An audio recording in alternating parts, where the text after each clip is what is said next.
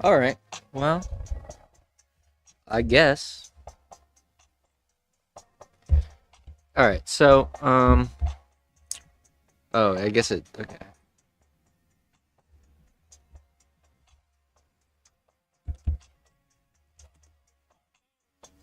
Now or later, all the time, all the time.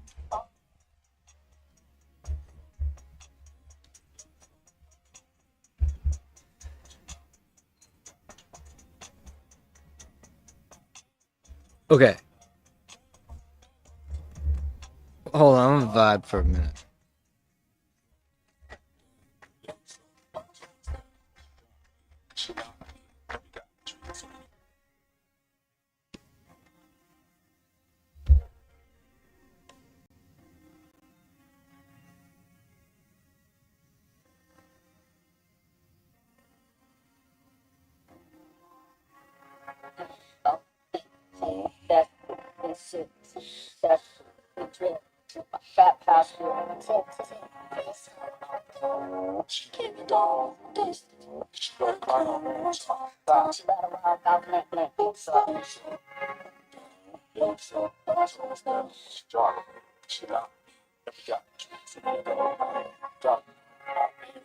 Sweet now or later, all the time, all the time, all the time.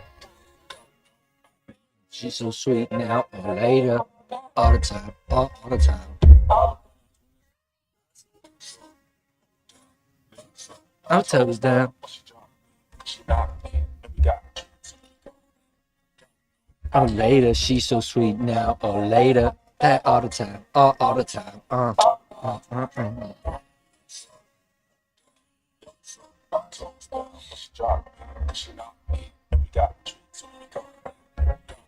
Oh, later, she's so sweet now or later, that all the time, all the time, all the time.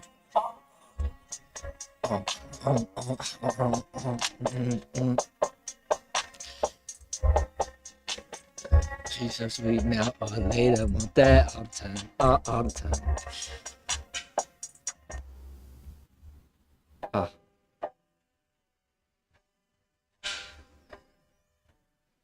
Ta-da!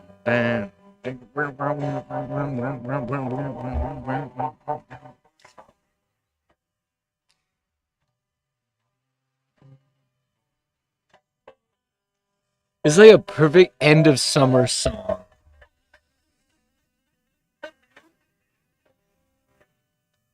Down, down, down, down.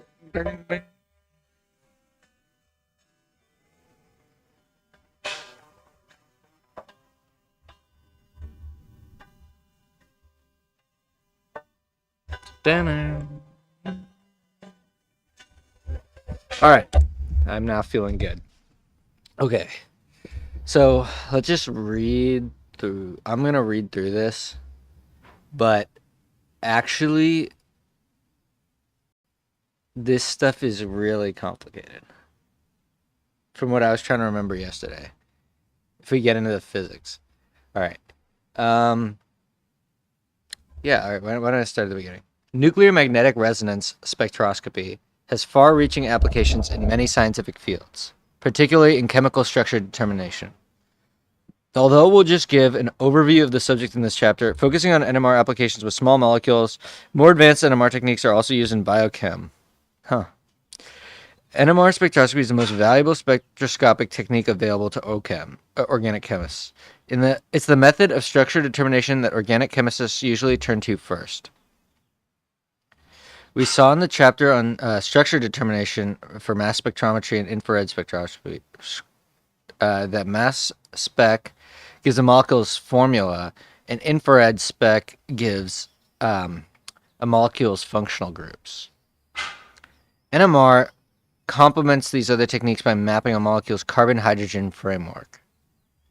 Together with MSIR and NMR, it's possible to determine the structure of very complex molecules. All right, here's where the physics comes in, and this is really amazing. Many kinds of nuclei behave as if they were spinning about an axis, somewhat as the Earth spins daily. Okay, so I looked into that. That's called spin. All right, So elementary particles have spin, and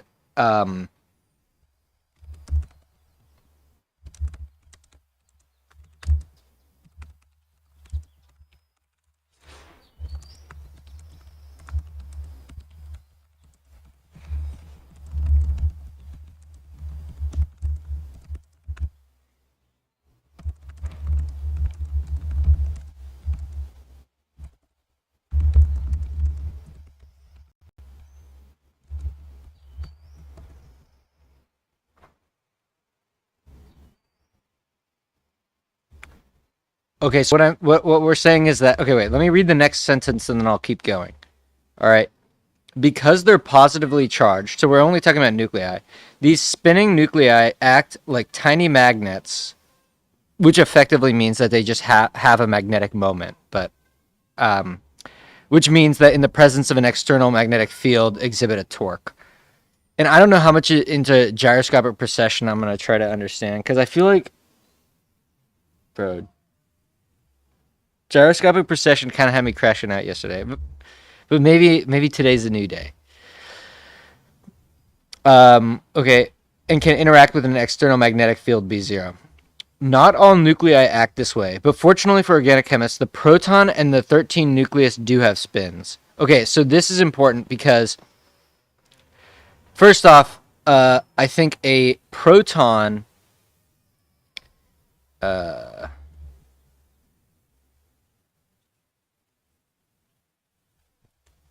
a composite particle,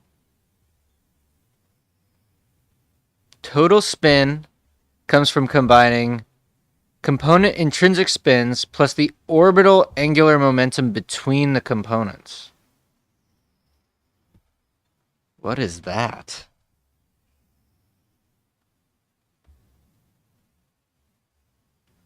The important quantum twist is that angular momenta do not combine like ordinary arrows with arbitrary magnitude.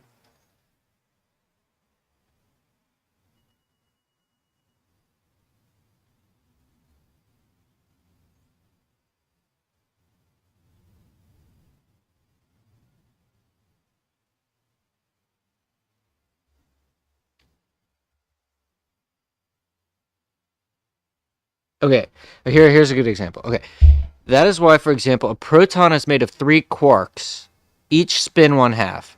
But the proton's spin is only 1/2, not 3/2. The quark spins, gluon fields, and internal orbital angular momentum all contribute.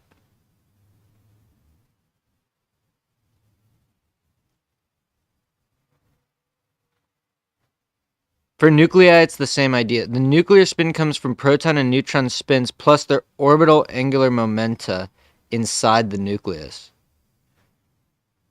This is why paired nucleons often cancel, and why nuclei with even numbers of protons and neutrons frequently have spin 0. Elementary particle spin is intrinsic. Composite particle spin is the total quantum angular momentum of the whole bound system, coming from constituent spins plus internal orbital motion. Okay. Dude, I gotta take quantum mechanics. I'm not getting this. But okay, I mean, at a surface level, basically, they say the more common carbon-12 isotope does not have nuclear spin. And the reason for that is that supposedly when you have an even number of protons, they pair up such that one's up and one's down or something, and they effectively cancel. That's what I'm getting. Okay, but the thing is, like, just the proton alone, it's an unpaired proton, so it does have a net spin. And same with carbon-13.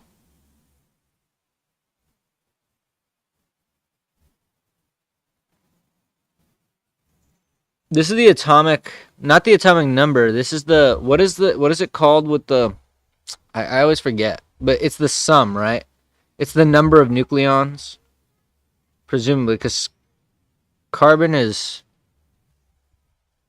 C6. Yeah. Okay. All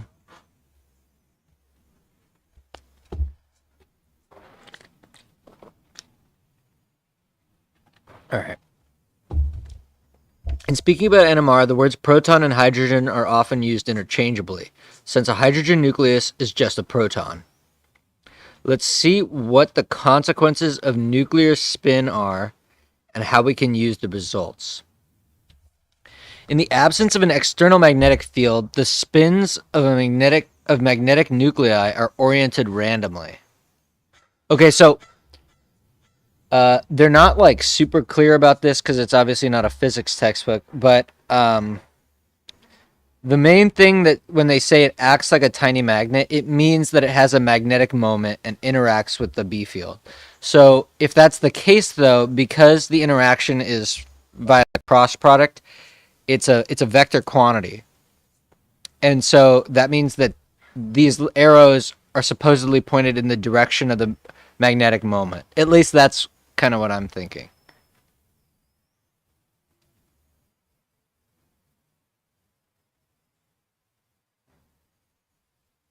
But I'm actually not exactly clear about that.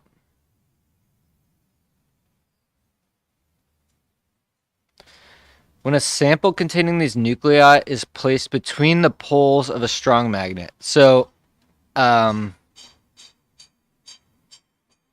presumably that just means in a B field.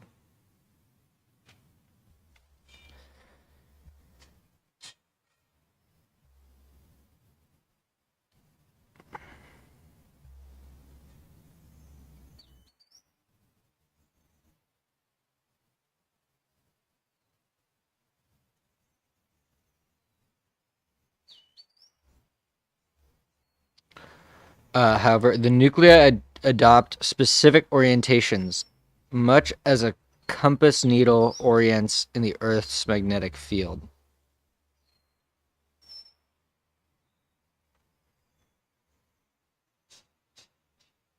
A spinning proton or carbon-13 nucleus can orient so that its own tiny magnetic field is aligned either with or against the external field.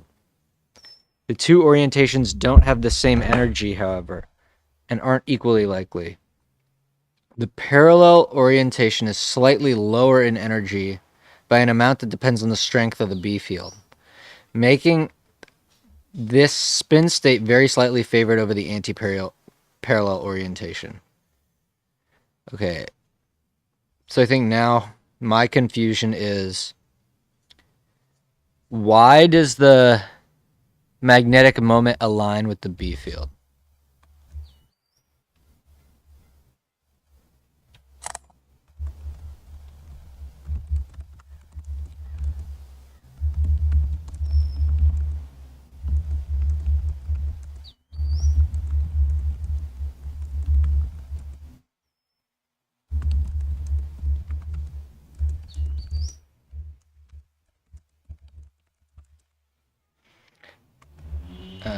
Tau mu cross B, thus in this case.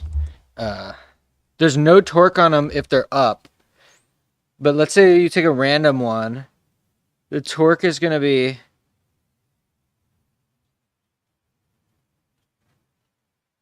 Oh, interesting. Wait, okay, hold on. So let's say that the B field is up and the magnetic moment is into the page.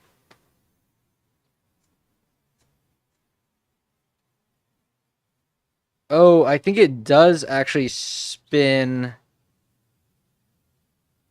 toward... Oh.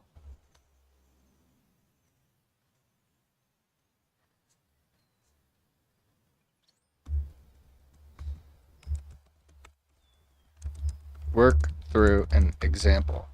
Say that a nuclei is initially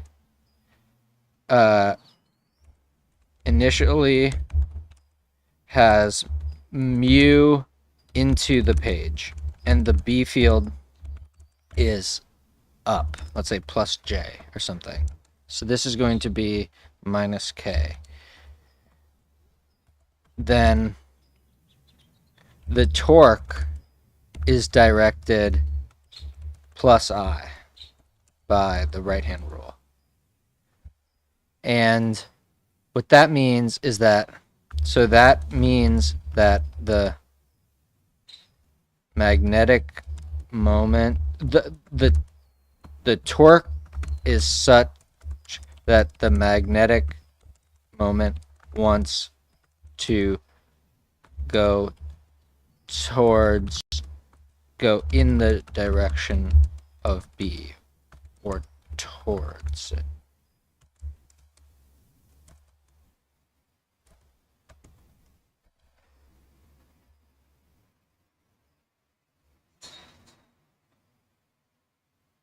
A torque does not directly say. So the torque tells you the direction in which the angular momentum vector changes, not the direction.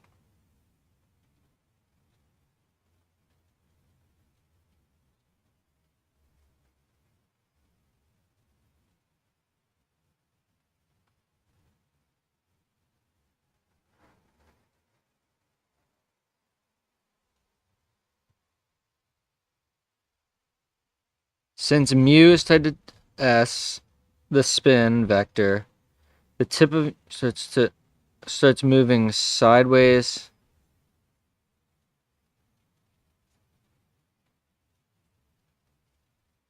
Dude, that is what I don't understand. We just worked it out.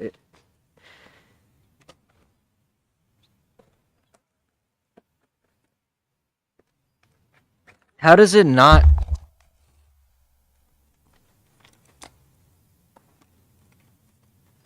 How does it not move up? Why does it? The torque is in plus I. So the change in angular momentum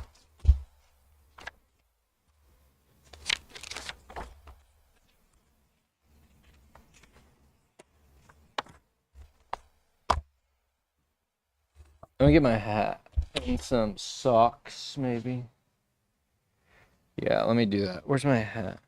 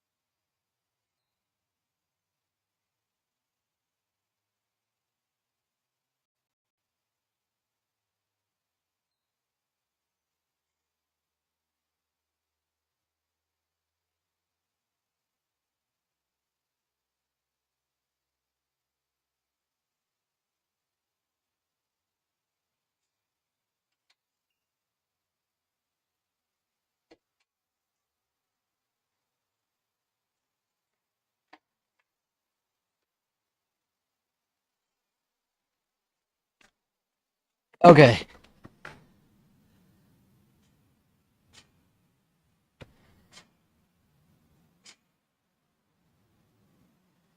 I thought that when the.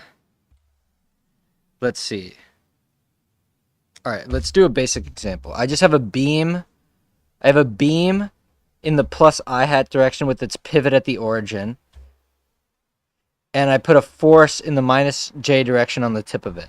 So the torque is now directed.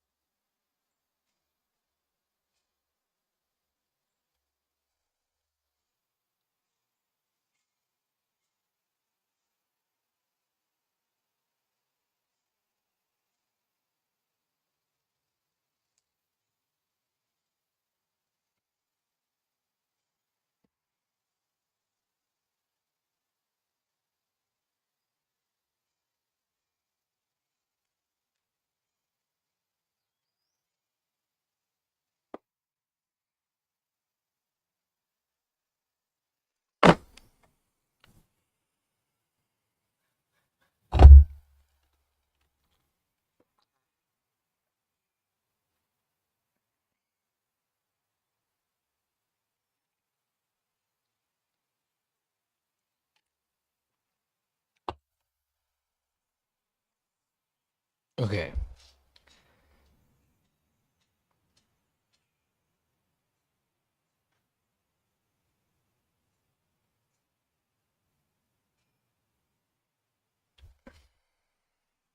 Yeah, because mu cross b I hat. The torque is an I. So in our basic case, we have R is I hat and F is minus J hat.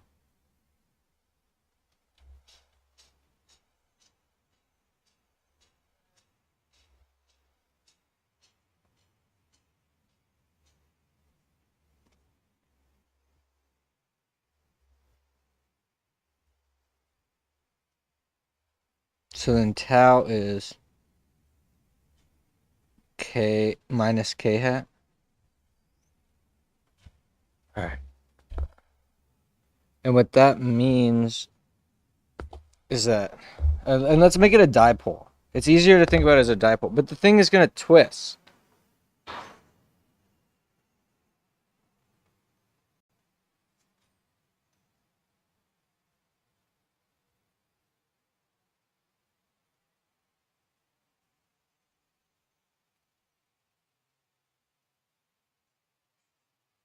So wait.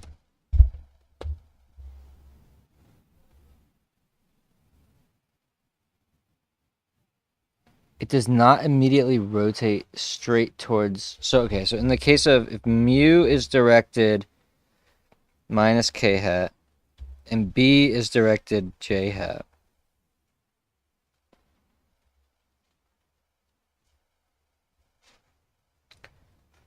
then yeah, we're going to get tau is equal to I hat.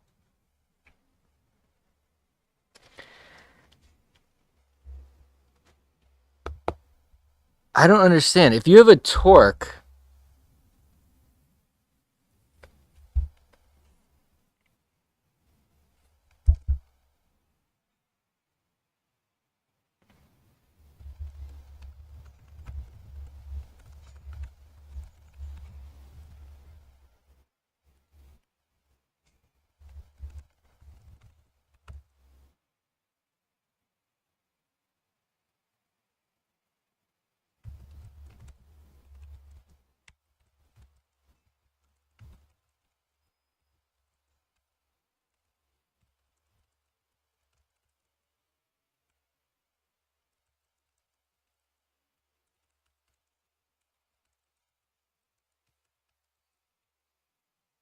Or let's actually even make it more explicit. So if I have a rod.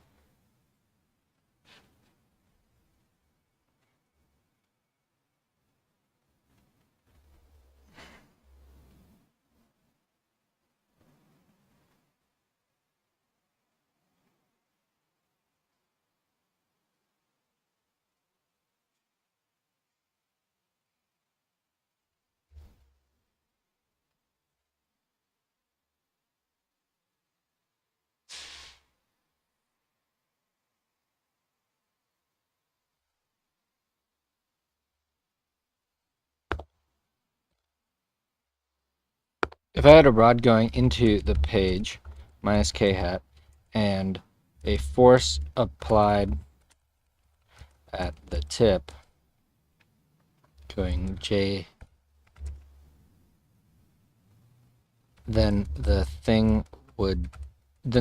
torque is I hat, and the rod twists or moves up in the direction of being aligned in the plus J hat direction. What is different about that and the nucleus?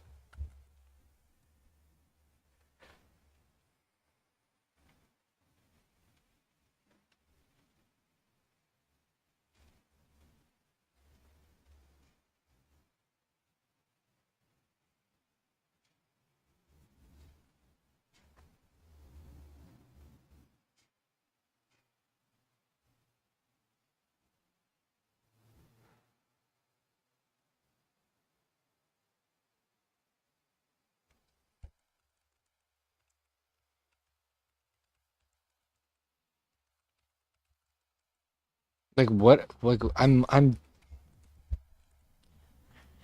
definitely missing something because this statement makes sense to me.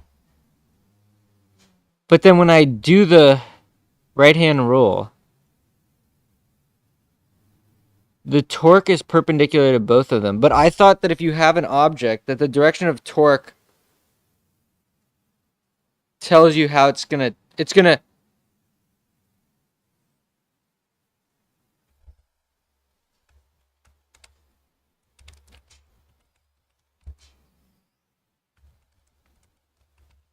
spin.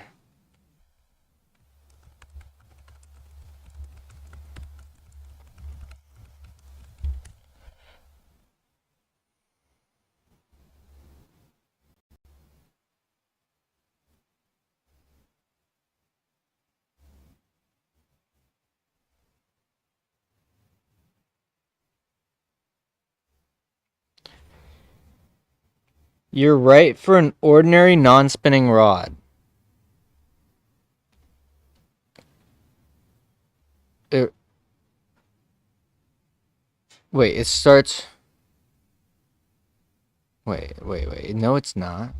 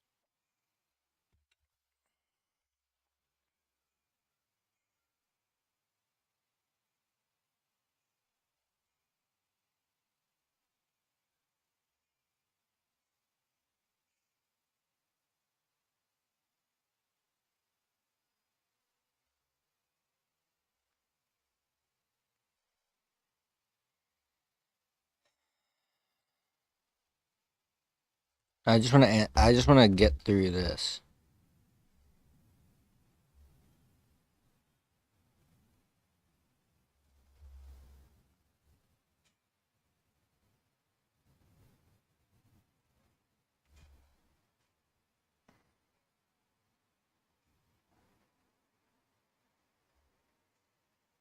Okay. All right.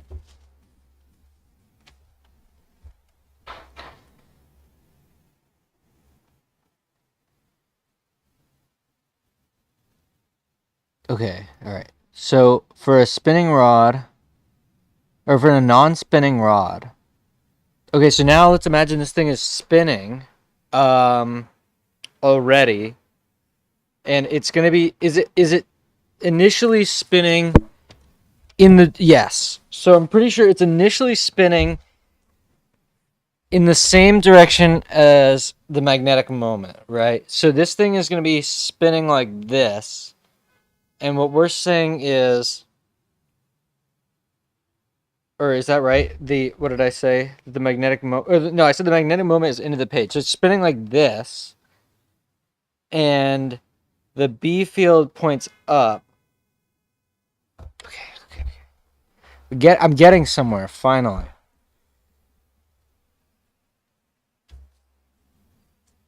This means that okay, so in a non-spinning rod, the angular momentum is 0. L0 is 0.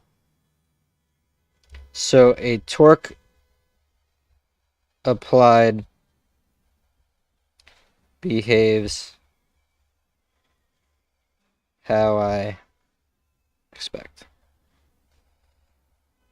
But the nucleus already has an initial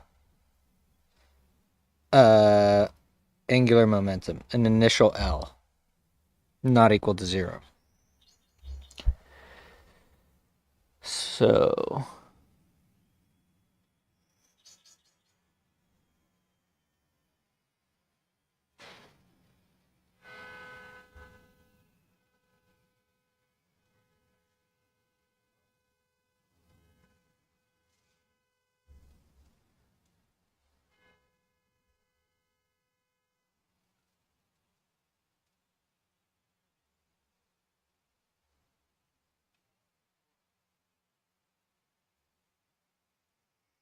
the difference with a spinning nucleus. Okay, this is the easiest for me, is if it's spinning this way and our B field goes into the page or something. So this thing is spinning like this, like a top, and its angular momentum vector is directed how? Let's say the axis. I need two. Let's say the axis of rotation for a spinning top is j hat, where I hat is to the right and k hat is out of page. What is the direction of the angular momentum?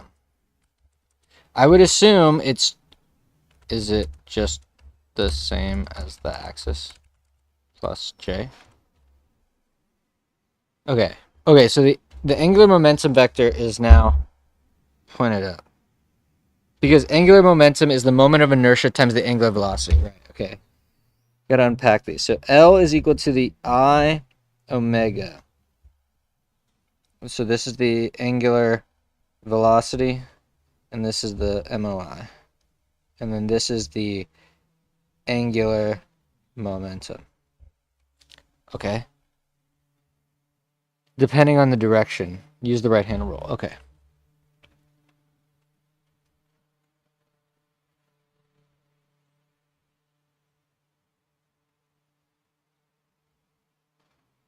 Okay, so yeah, let's say it's spinning then this way. Or no. Let's say it's spinning this way. And the torque applied, because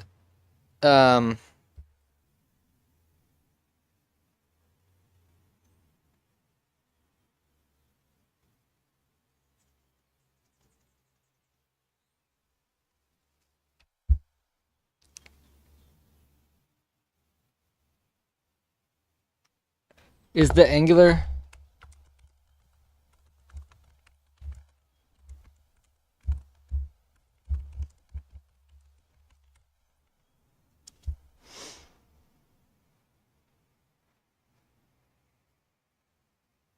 depending on the sign of the charge. Okay, but pretty much. Okay.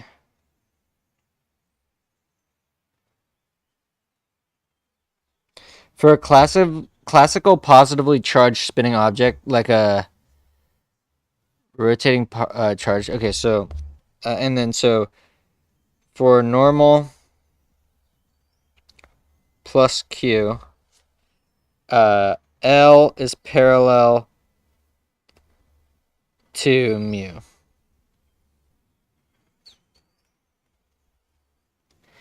Because positive charge rotating with the object makes a current in the same rotational sense.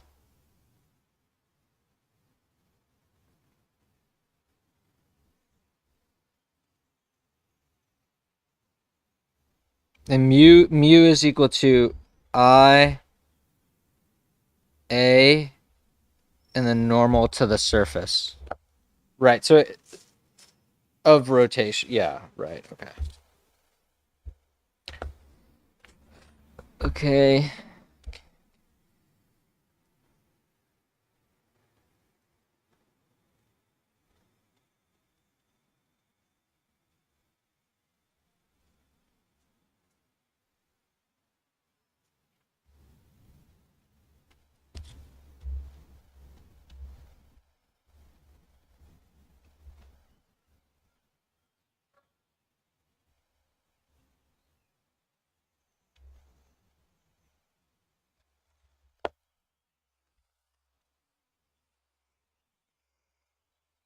Okay, so the nucleus magnetic moment, which tells us basically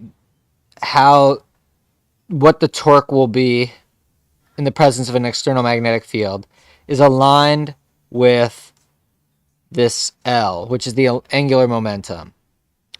So, okay, so what did we say? We said that it's spinning into the page, and this is its sense. And what do we do now? We now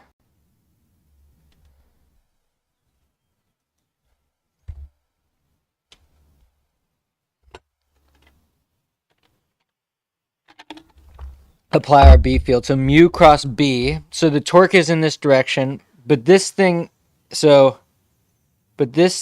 still spinning here. Okay, so it's spinning here.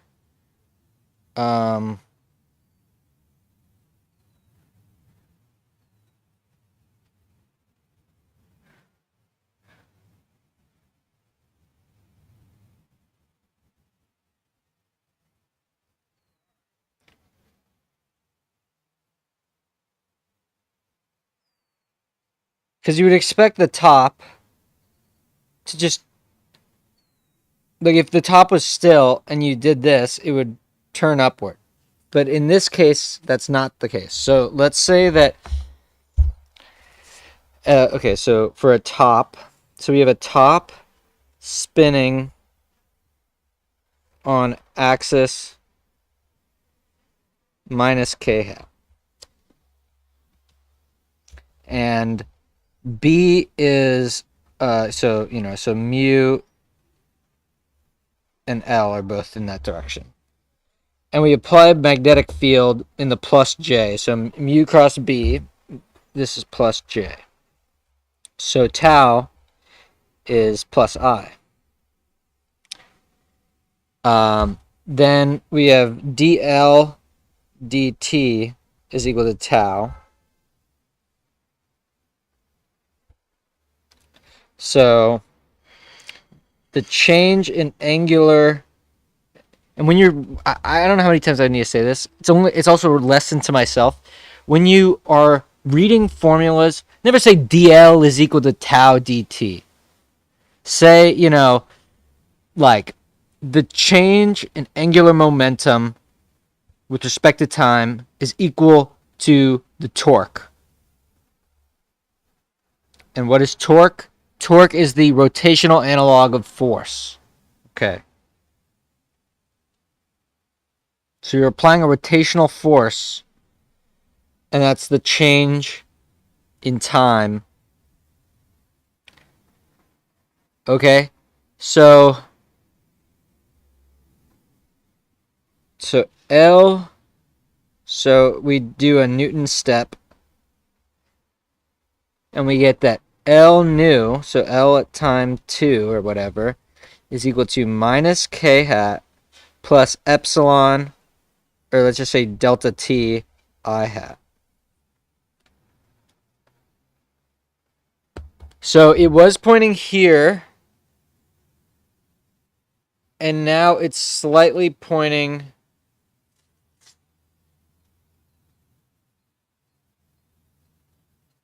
I guess it's going to go this way.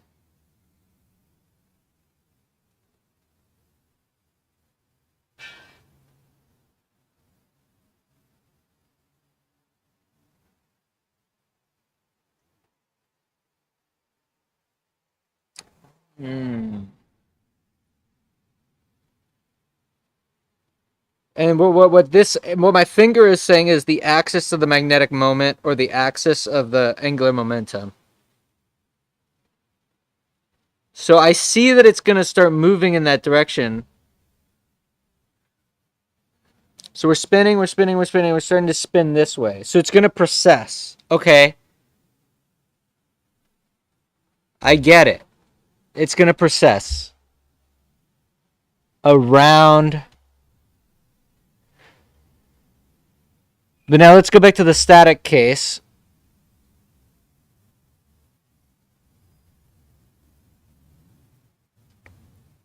in the static case, um, um,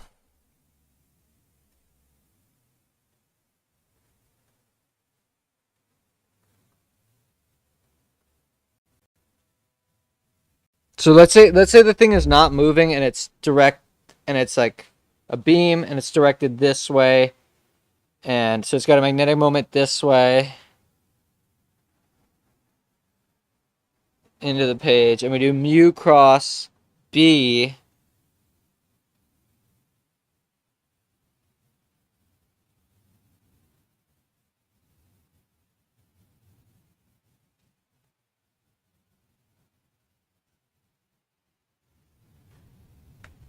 So the torque is this way. So then it should spin about the small area of space, right? Okay, so let's do another example. So let's say we have a static beam that is long and on the plus I hat axis. So it's, and maybe it's charged or whatever. Or well, okay, and it has a magnetic moment mu directed plus or minus k. And we have B plus J. So the torque is plus I. Now, since the initial angular momentum in this example is 0, then what happens to the beam is that it rotates the beam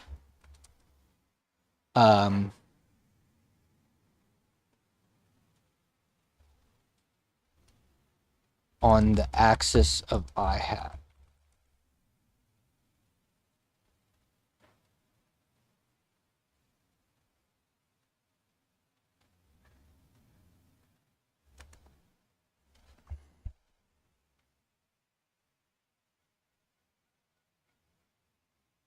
Okay, but now, say that this thing was spinning like this.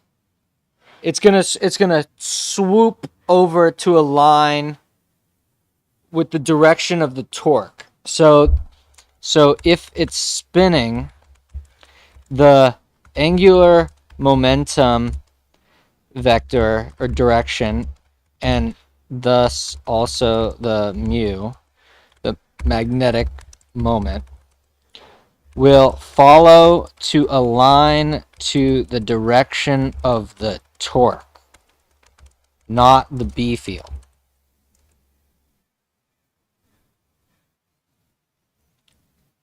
But then, okay, but so it's starting to move this way. Is there anything changing about the torque?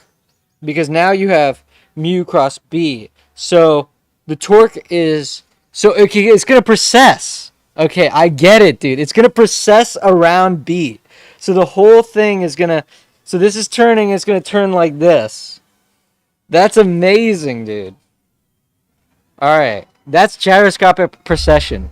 So then now this picture makes even less sense to me. Because why is it that the magnetic moments or the angular momenta of these nuclei are in the direction of the B field? Should they not be?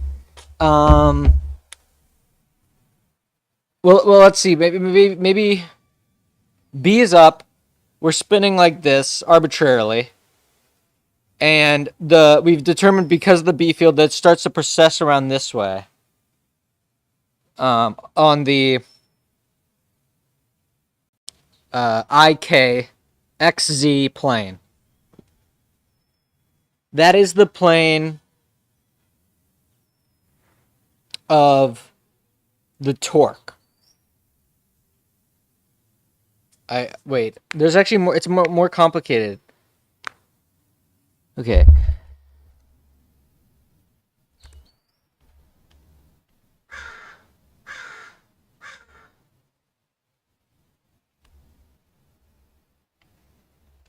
The change in angular momentum points in the torque direction, not that L itself aligns with the torque.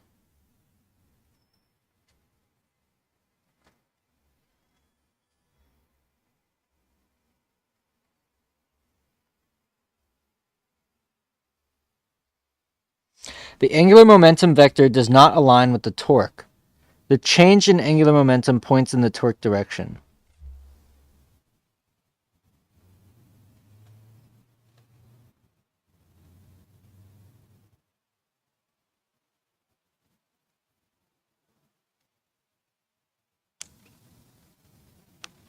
If there is damping or relaxation, then energy is lost and mu, the magnetic moment mu, can gradually spiral into alignment with B. This is closer to what happens in real magnetic systems like NMR relaxation.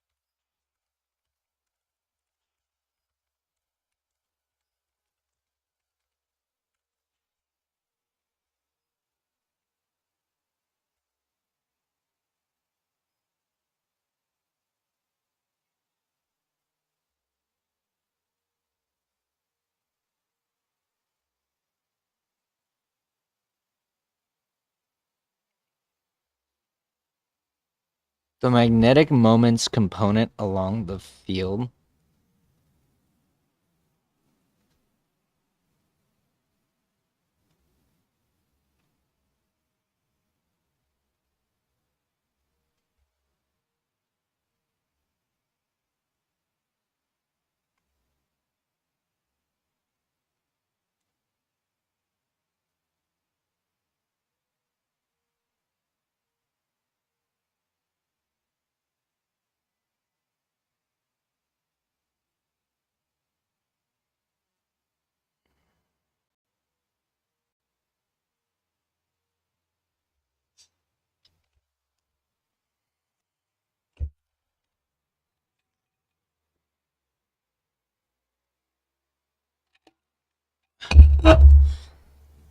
In an external magnetic field, the energy is U is equal to minus the magnetic moment dot product, the B field, the magnetic field. So the important quantity is the projection of mu along B0.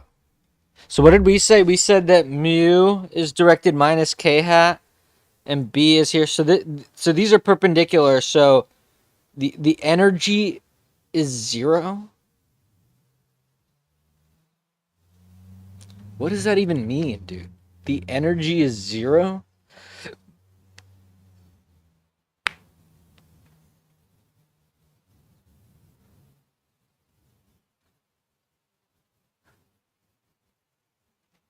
Oh, God. For a spin 1/2 nucleus, it is not like the nucleus can point at any continuous angle. Quantum mechanically, the allowed. What does it mean for a nucleus to point?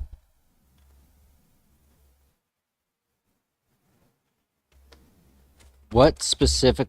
What does a nucleus pointing somewhere mean? Is that mu? L? What is that?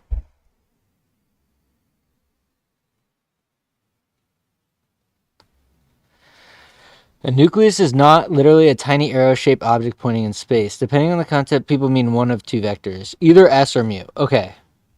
Okay, so yeah, fine. I'm good. I'm good with that. It is not like the magnetic moment or the spin vector can point at any continuous angle. Quantum mechanically, the allowed measured values of the spin projection along B0 are plus or minus.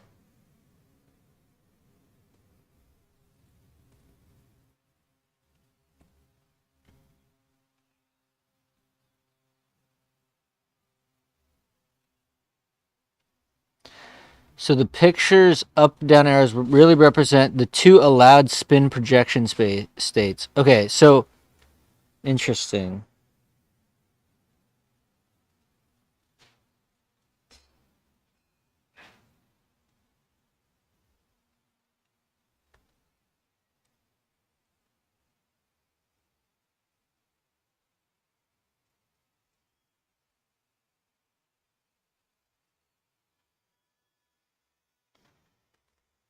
In a magnetic field, spin 1/2 nuclei have two allowed energy states, corresponding to magnetic moment projection parallel or anti-parallel to the magnetic field.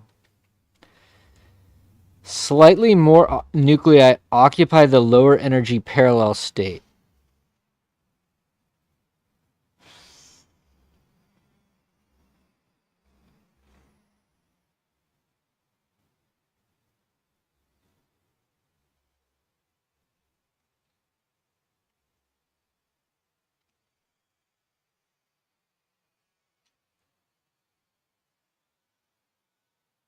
And I'm actually curious because well, I'm going to read to the end, but the thing is, like, the spin, the nucleus is not actually spinning.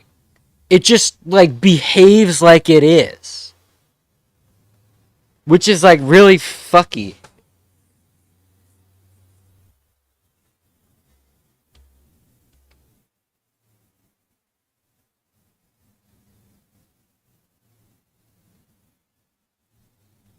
Classically, if a magnetic moment is at some angle, it precesses around. Okay, we just worked through that in extensive detail. Quantum mechanically, for spin 1/2, the field defines two energy eigenstates. In thermal equilibrium, the sample has slightly larger population in the lower energy state. The alignment is really a population imbalance between the two quantized projection states.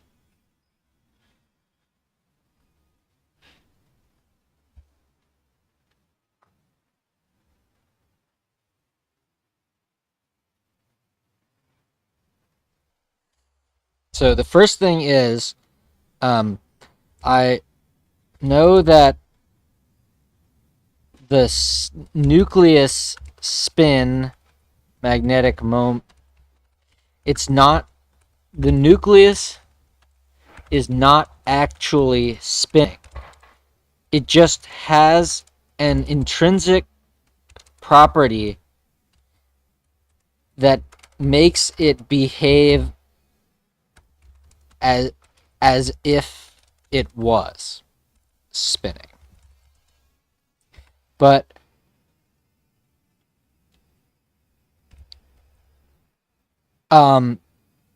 that means that the precession isn't an actual spinning phenomenon that can be observed.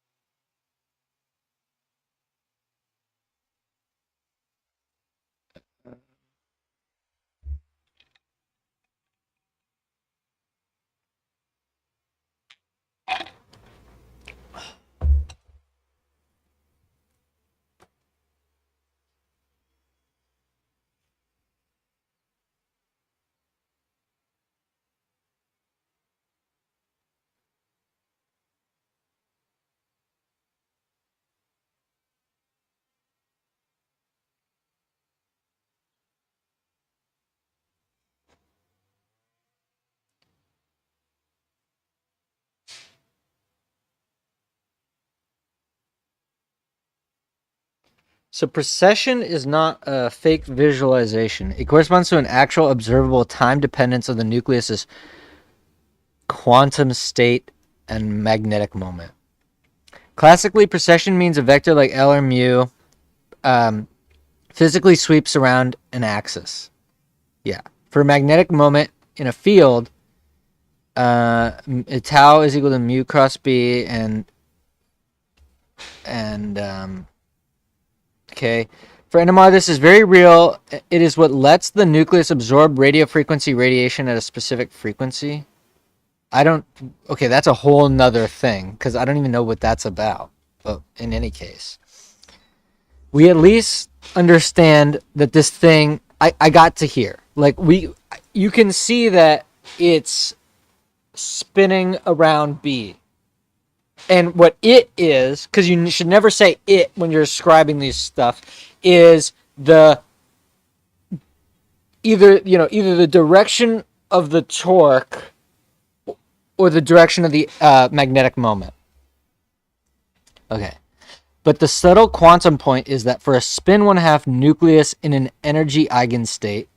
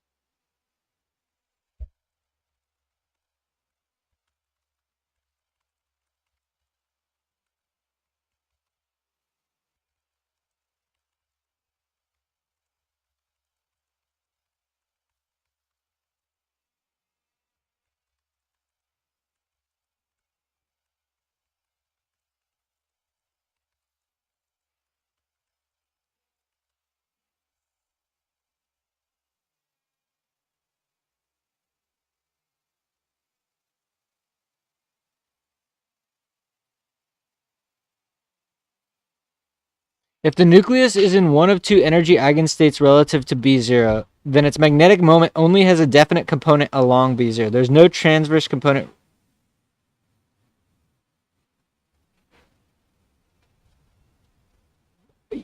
Yo, I don't know what that means, man.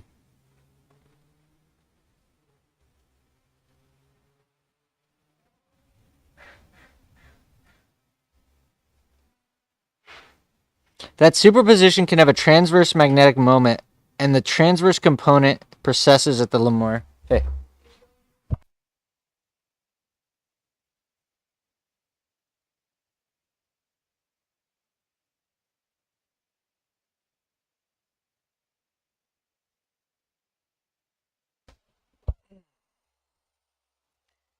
So for a spin 1/2 nucleus, the tilted case corresponds to a superposition of the up and down states. That superposition can have transverse magnetic moment, and that transverse magnetic moment component precesses at the Larmor frequency.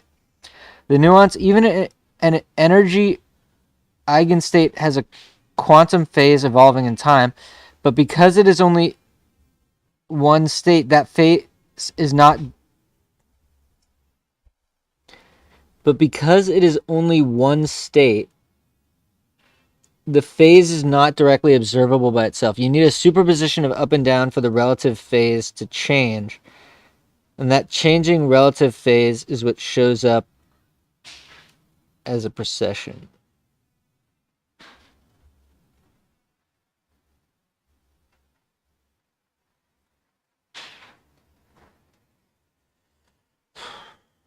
Okay, so why do more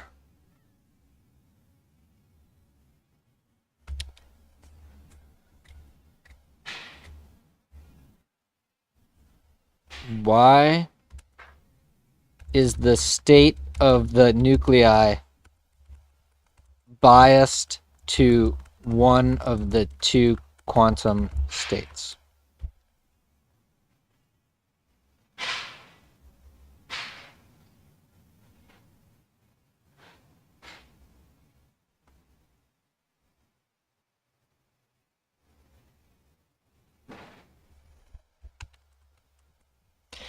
Because the two states have different energies in the magnetic field, and thermal equilibrium slightly favors the lower energy one.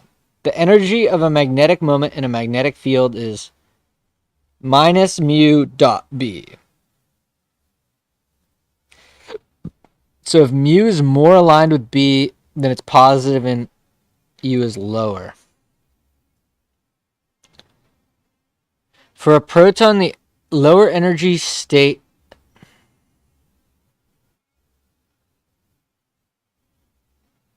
at room temperature, the nuclei are constantly interacting weakly with their surroundings. Nearby molecules, lattice vibrations, tumbling motion, collisions.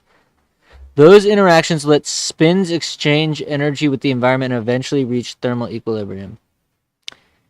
At thermal equilibrium, the probability of occupying a state is by a Boltzmann factor. That's fine.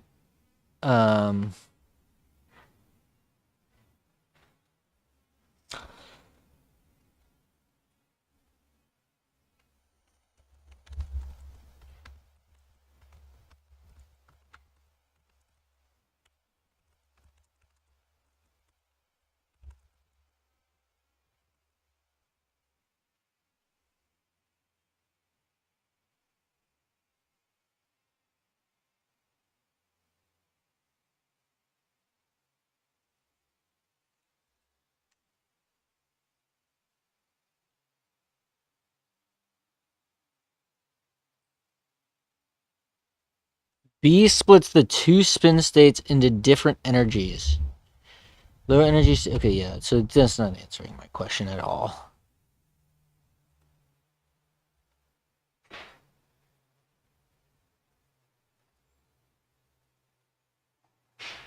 No, not why the minus sign. Why is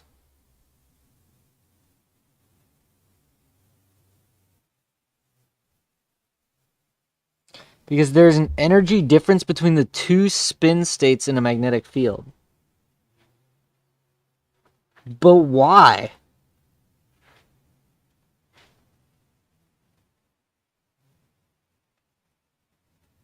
What are we talking about here? We're talking about, so mu is equal to gamma L. So U, the energy U is equal to minus gamma angular momentum dot B. But why?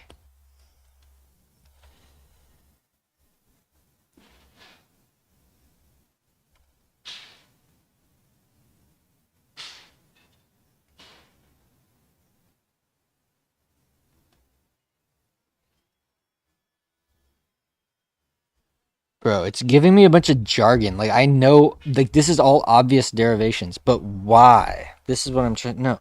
Okay. No.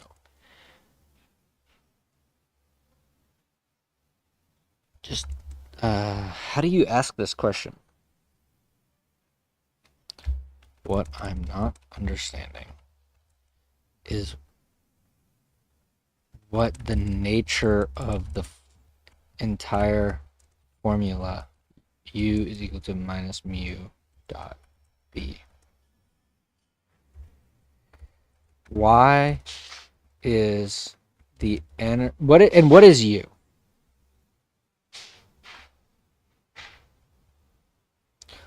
What causes an energy difference between the two quantum states?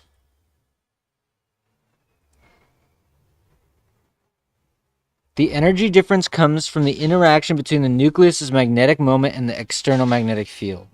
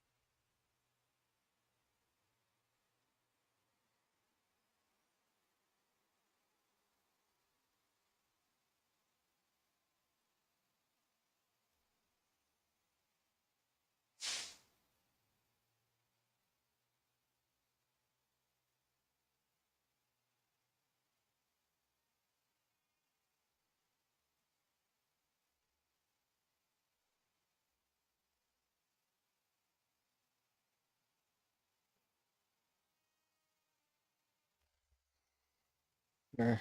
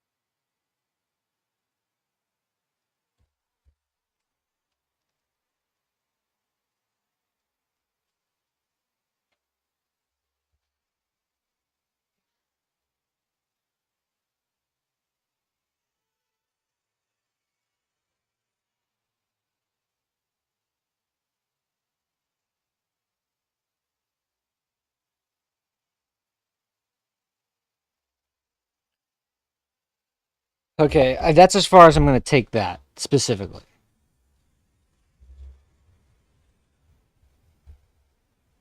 But I mean, the main things to know, I guess, are that the the external magnetic field will cause the precession of the non-aligned nuclei, and that there's a bias for one than the other. Now let's keep reading.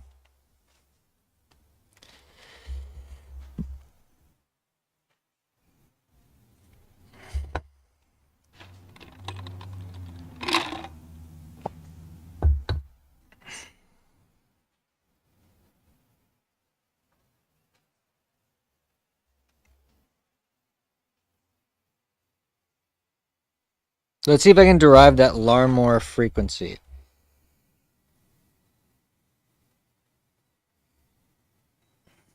What was the derivation? I can't remember. I'm not gonna remember that. Let's was it over here?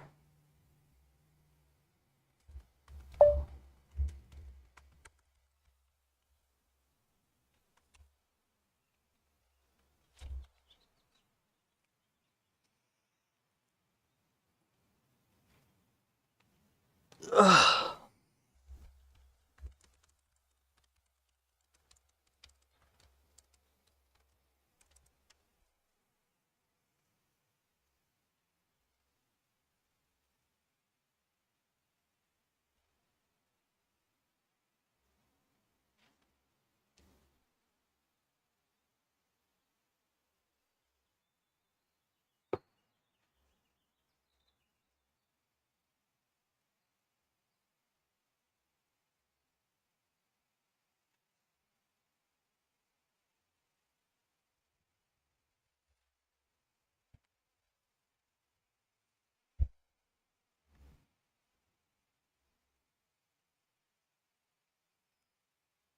Yeah, bro, this thing is giving me junk, man. How did you get from these?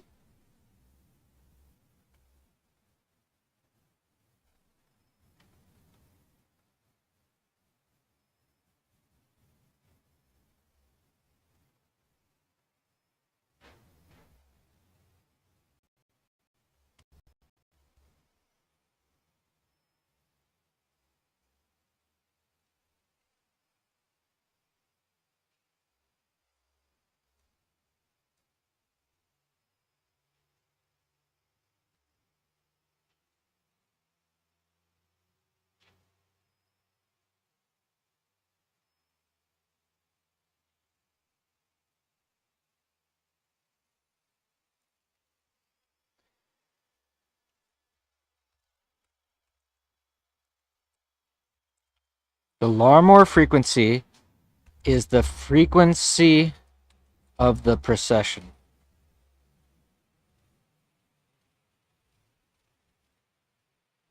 The Larmor frequency is the angular frequency at which the magnetic moment precesses around an external magnetic field. All right, that's well said, and I can kind of get my head around that.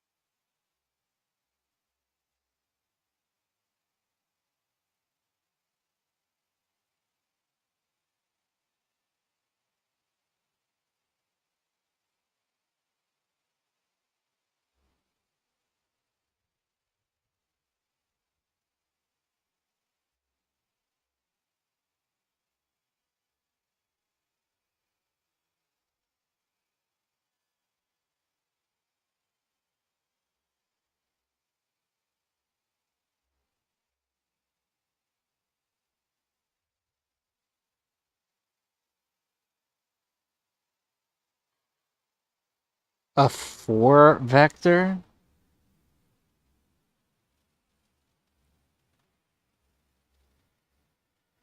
Holy cow. What the fuck?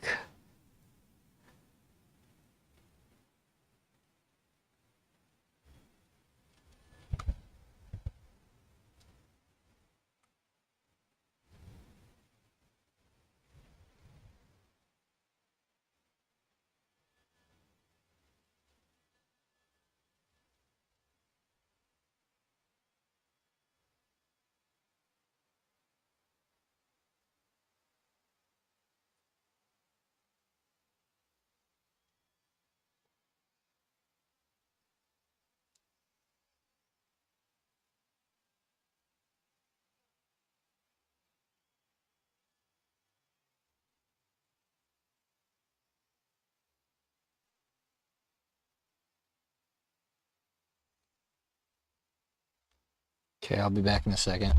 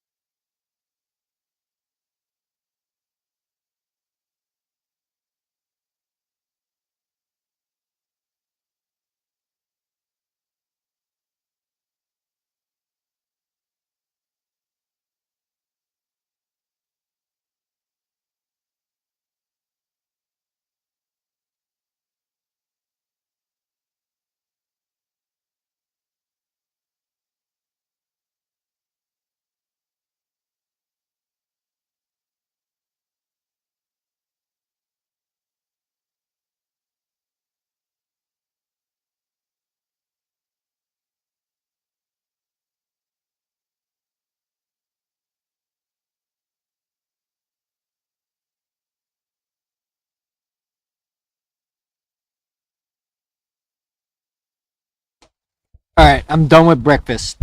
If the oriented nuclei are radiated with electromagnetic radiation of the proper frequency, and this is probably the Larmor frequency, energy absorption occurs and the lower energy state flips to the higher energy state. When the spin flip occurs, the magnetic nuclei are said to be in resonance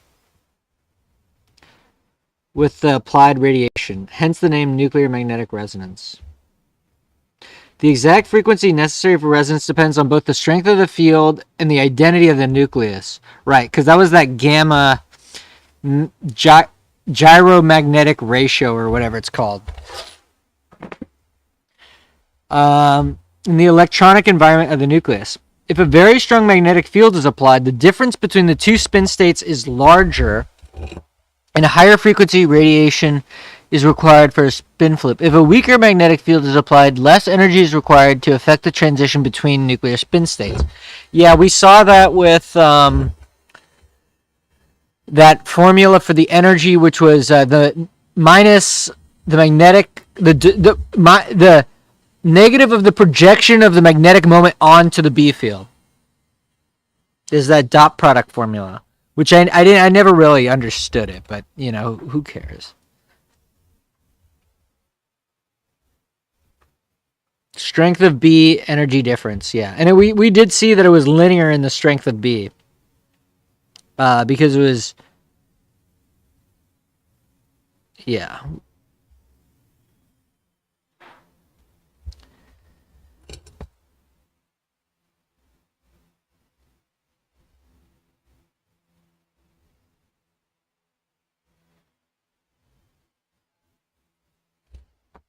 My phone.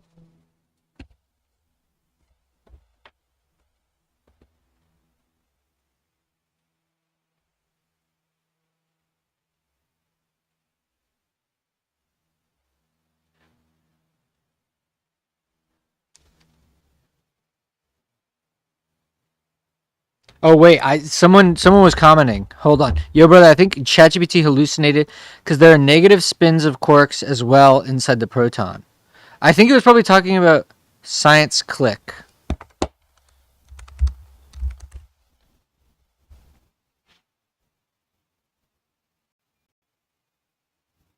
I have a good suggestion for you, which I myself used while studying. Yeah, dude. Okay. Interesting. Is it a YouTube channel? Oh, wow. Big channel. Okay, I've never even heard of that. Okay, so my bad, Noir, for not seeing that chat. I didn't want to get too deep into particle physics because that seems like this is not the appropriate time to be doing that. But let's press on. I mean, I think I got the main... I feel like I got something out of that, even if it wasn't everything. Absorption of... Okay, yeah.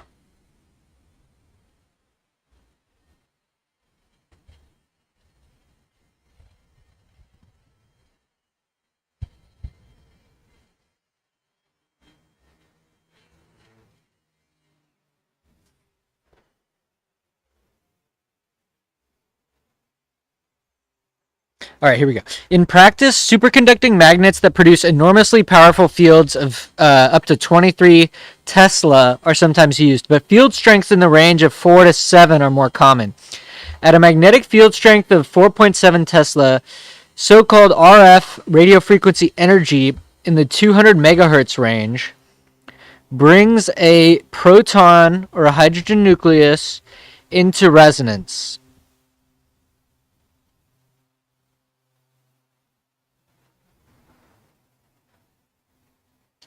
So what they're saying is photons in the 200 megahertz range flip the proton from the low energy state to the high energy state. And an RF energy of 50 megahertz brings it... Oh, interesting. At the highest field strength currently available in commercial instruments, 1,000 megahertz, so a gigahertz energy wave is required for proton. These energies needed for NMR are much smaller than those required for IR spectroscopy.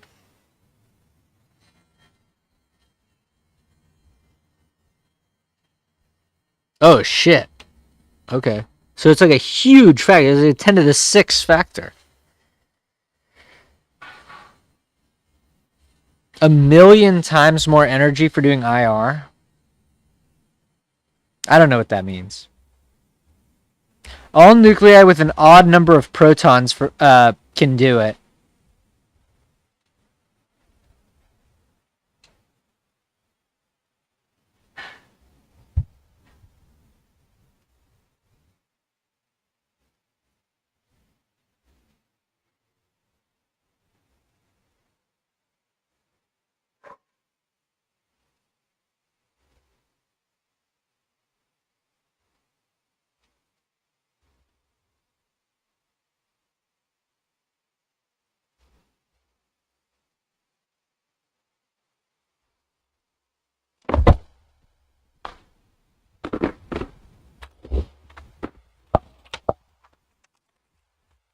I gotta keep rotating to stay in the sun.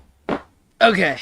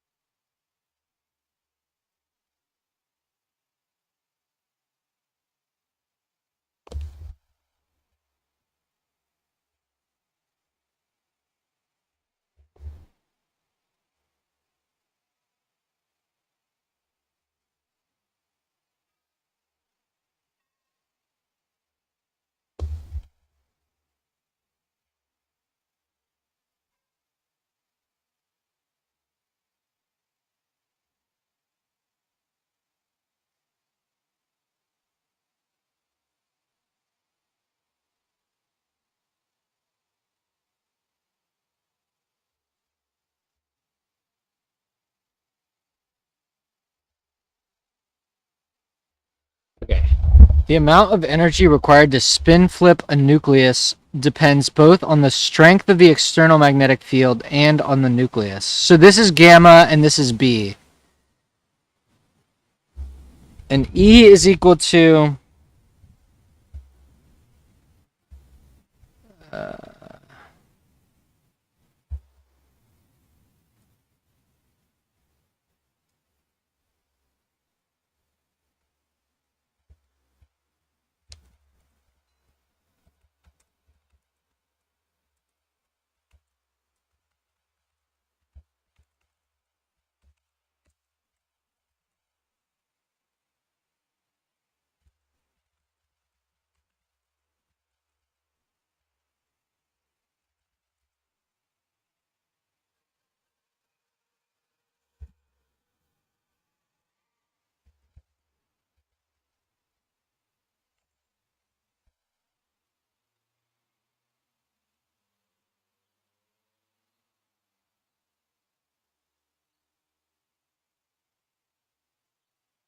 Oh yeah.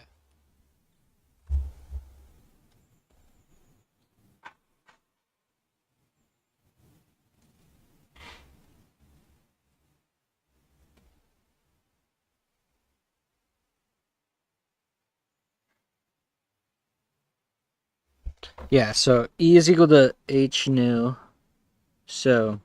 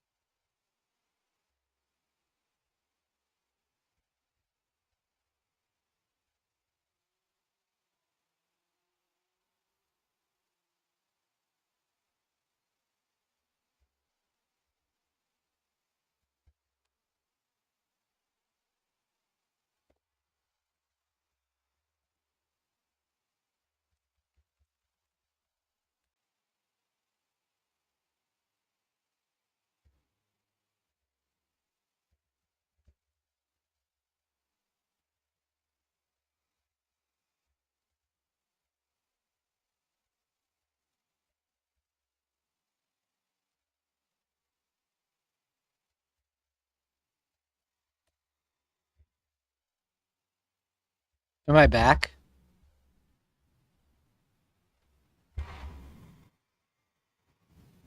I'm back, right? Okay. So this, and then we just want times 200 U hertz. And then we want this in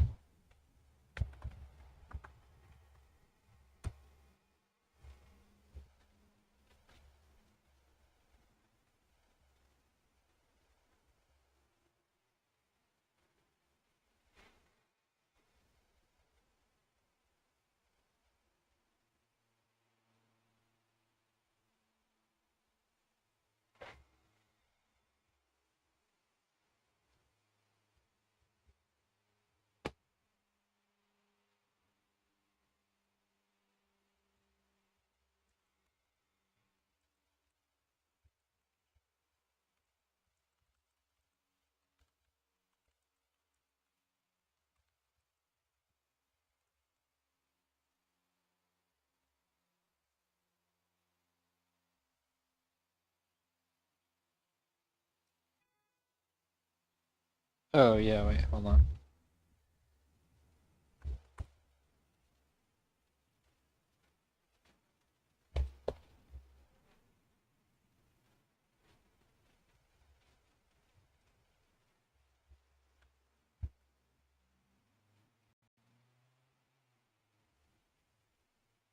All right, cool. It took me a long time to get through one section, but that was really fun.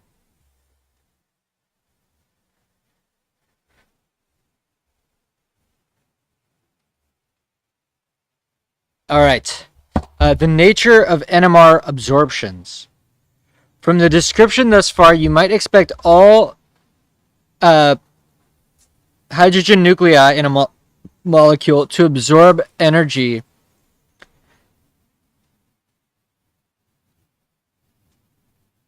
at the same frequency, and all carbon-13 nuclei to absorb at the same frequency. If so, we would observe that only a single NMR absorption signal in the proton or carbon-13 spectrum of a molecule. So first off, how do you get an absorption signal?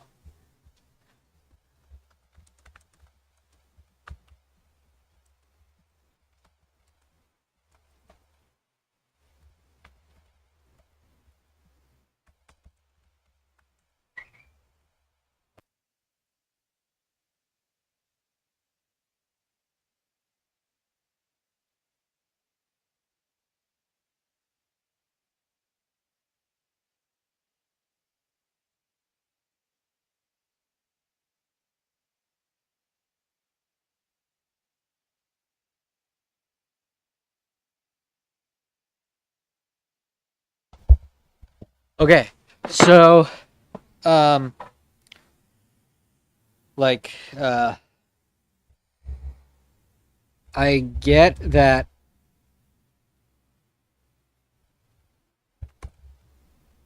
to recap, we put these nuke in B field. They process. The precession frequency is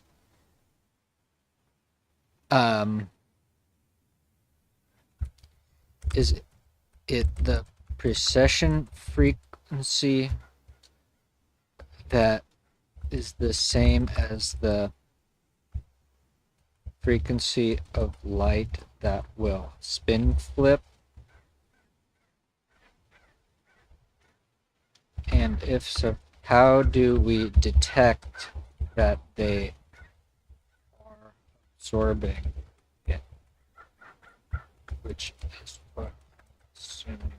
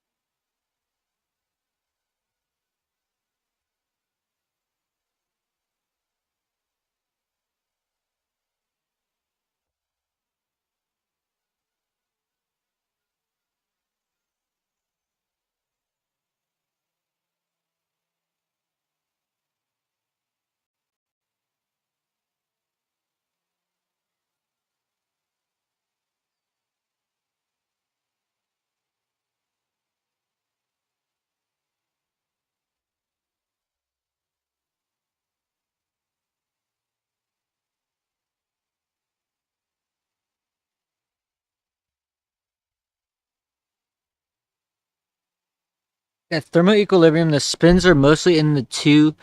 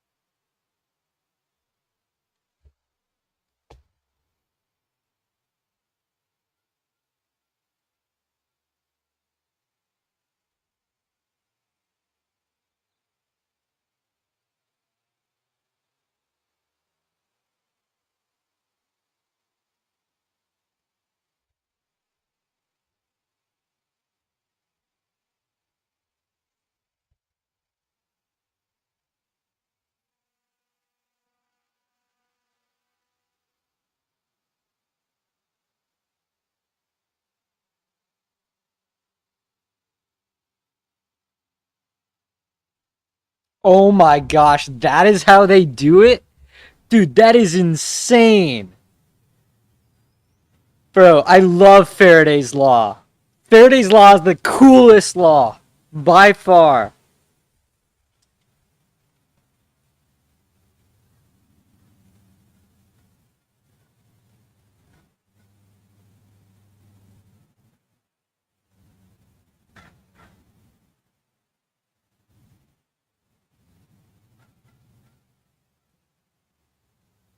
I don't understand all of this, but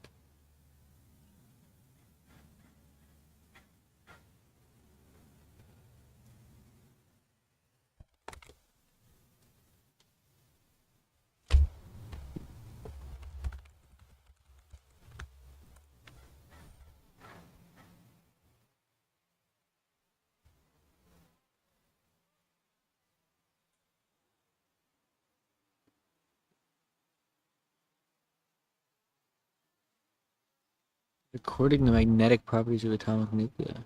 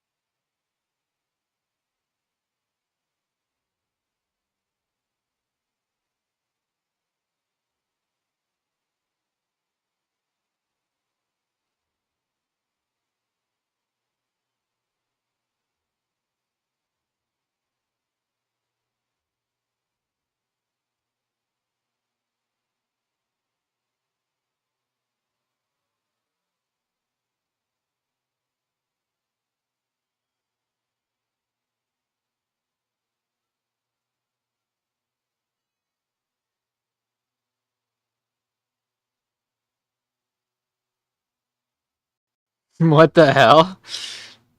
That's random. Theosophical? I don't even know what that is.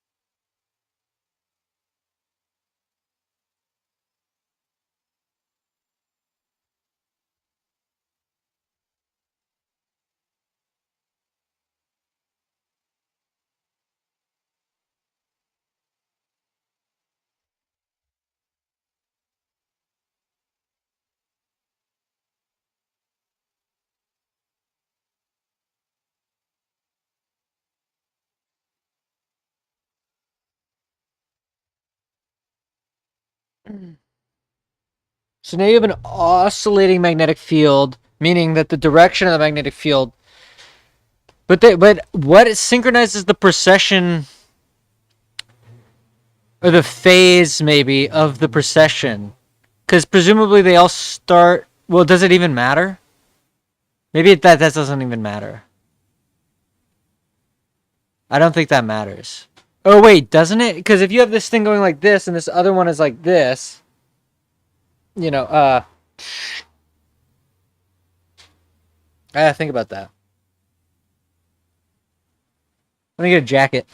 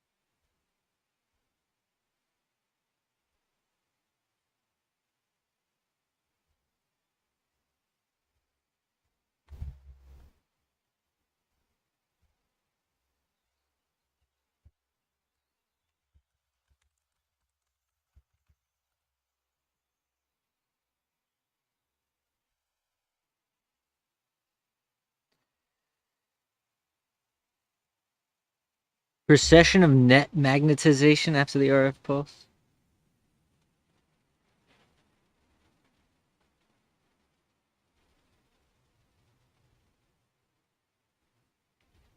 Put the sample in 2 energy level, or in a external magnetic field B0, and 2 energy levels appear.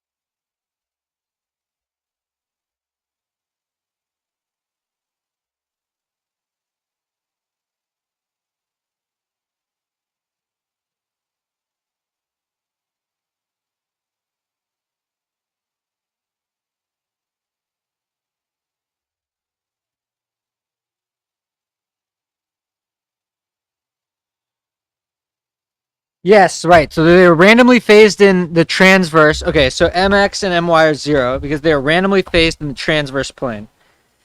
So during B0, MX, so B. Wait,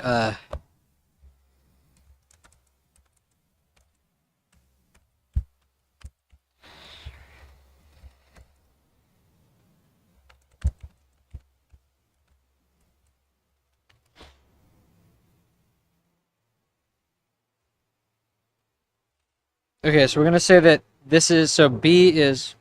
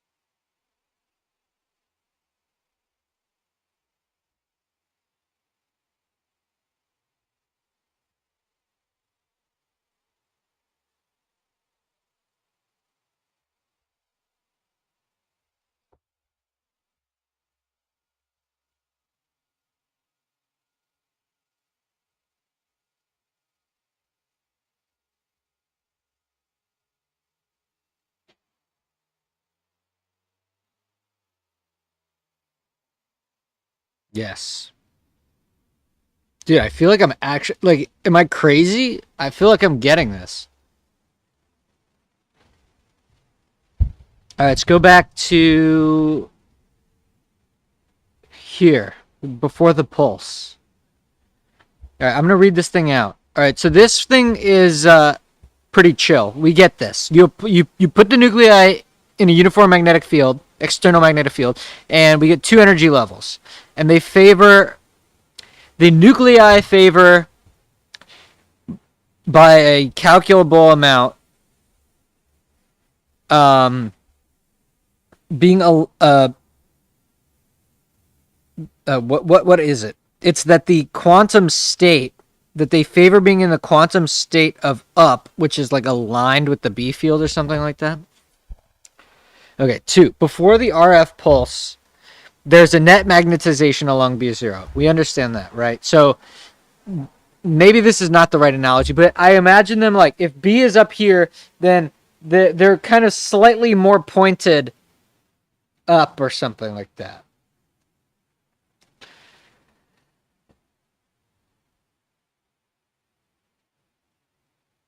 Okay. Slightly more protons are in the lower energy state than the higher energy state.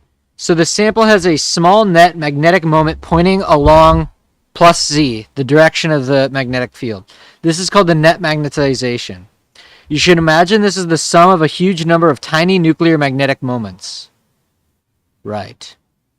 Most cancel, but because there is slightly more in the low energy state, a tiny leftover magnetization points along B0. At this point, the magnetization is steady. It is just sitting along Z. A steady magnetic field does not induce a voltage in the detector coil.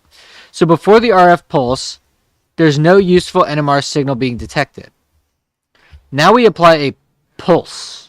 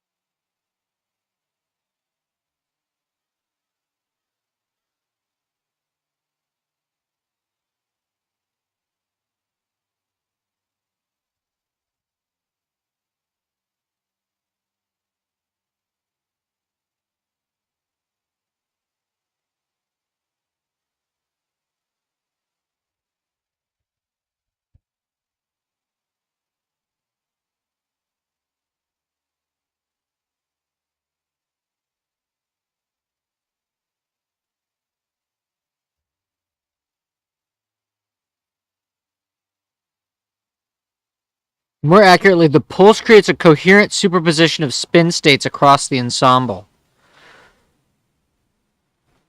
That coherence gives the sample a net transverse magnetization.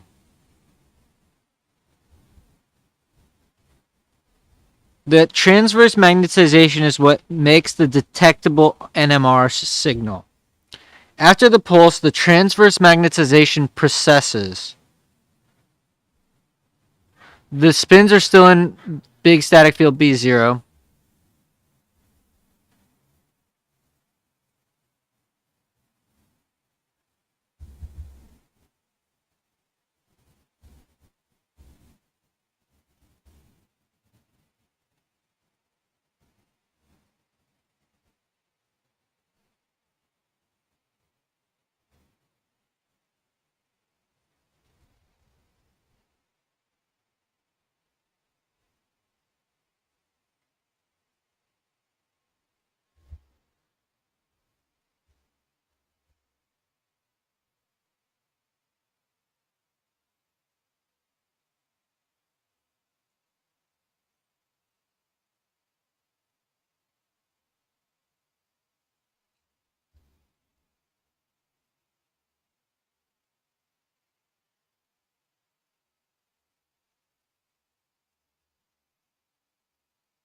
And I mean, it sounds like it really only came about in the 90s.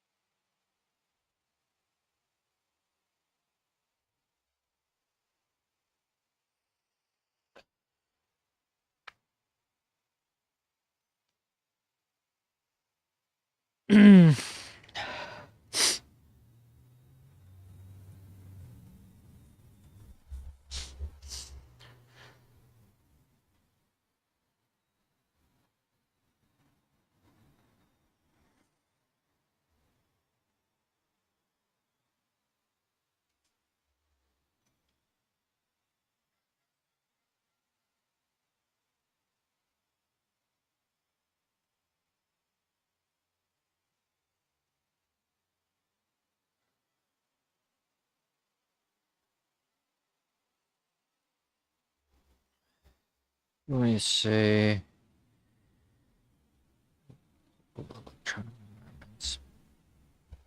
So the microscopic. Um,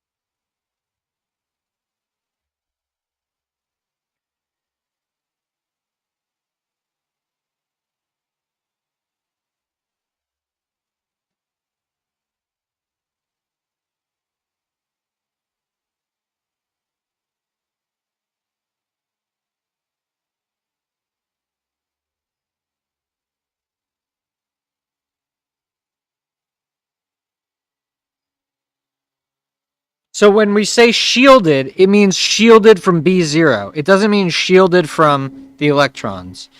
So when a proton is highly shielded, it's being protected from the external electric field or magnetic field, and that means that the the experienced magnetic field of that nucleus is lower, which means that its resonant frequency is lower.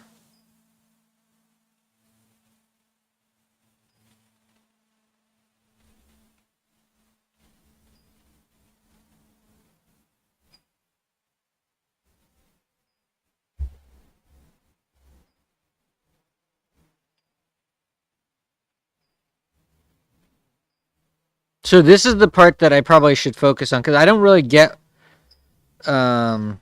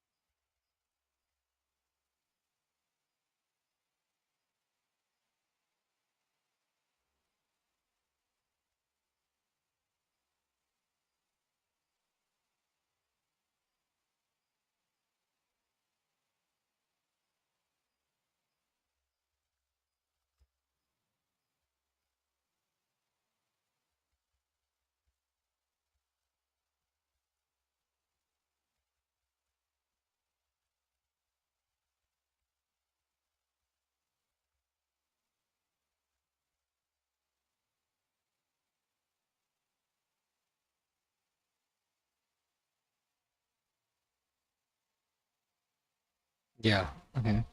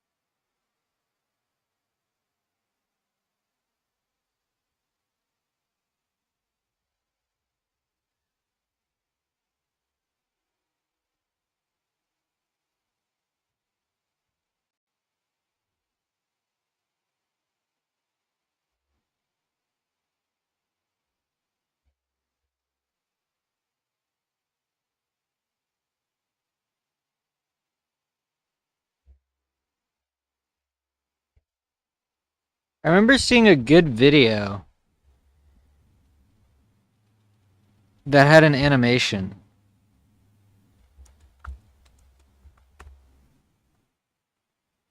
Oh yeah, it's this video. Science sketch.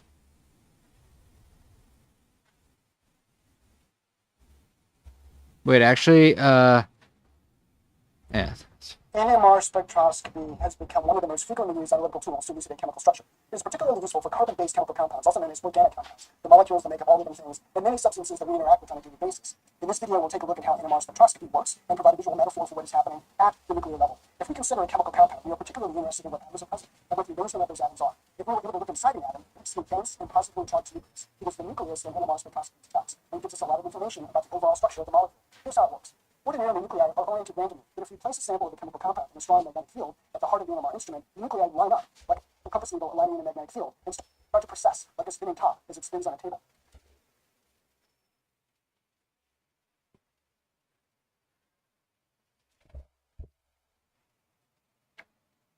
By convention, the magnetic field, designated B0, is oriented along the z-axis. Different nuclei have different spins, and the ones that spin one half can exist in one of two possible spin states. These include the following atomic isotopes. The hydrogen nucleus, usually referred to as simply the proton, is present in almost all organic compounds, and is the one most frequently analyzed by NMR. The precession frequency, or Larmor frequency, is given by the following equation, and is dependent on the strength of the magnetic field and the gyromagnetic ratio, which is a constant for a given isotope. If we apply now a short radio frequency pulse, or a F pulse, at right angle sequence, the nuclei will flip down XY plane in unison and continue to precess. Let's represent the average magnetic moment of a set of nuclei by the sphere. At equilibrium, the magnetization vector will be along the long B0 as depicted here. As we've seen, the RF pulse will flip the magnetization vector to the XY plane.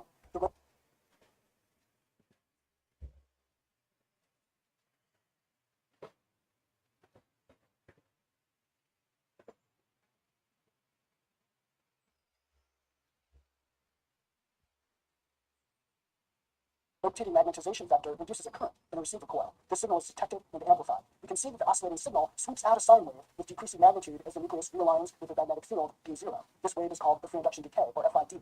If each proton sweeps down FID at the same frequency, then each proton will look identical, and we wouldn't be able to learn anything about the overall structure of the molecule. But here's the key. Each proton is in a unique chemical environment. Let's consider two protons in different parts of the molecule. Each will be exposed to a different magnetic field depending on their electron density distribution. The electron creates its own magnetic field, which opposes the implied magnetic field B0. A proton with a high electron density around it experiences a lower magnetic field, and therefore a lower Larmor frequency. And a proton in an electron poor environment has a higher frequency. Typically, protons in an electron-rich environment are referred to as shielded, and those in an electron poor environment are referred to as de-shielded. Aromatic rings, such as benzene, can induce their own magnetic fields, which can further modify the magnetic field around the proton. Now, if we pulse these with an RF pulse, we will get two signals in our FID, one oscillating at a high frequency and one oscillating at a low frequency. The FID is a representation of the wave in the time domain. The Fourier transformation mathematically converts this to the frequency domain, which allows for a visual representation in an NMR spectrum. With the shielded protons, there will be peaks at the right side, and with the shielded protons, there will be peaks on the left side.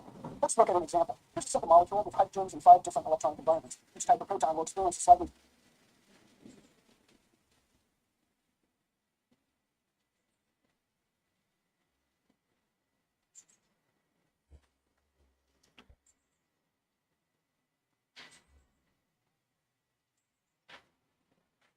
different magnetic field strength and will precess at its own frequency, giving 5 overlapping signals in the FID. After Fourier transformation, you will get a spectrum of 5 peaks, each peak representing a proton or set of protons in a particular chemical environment. With this spectrum in hand, we can start to deduce the chemical space around each proton.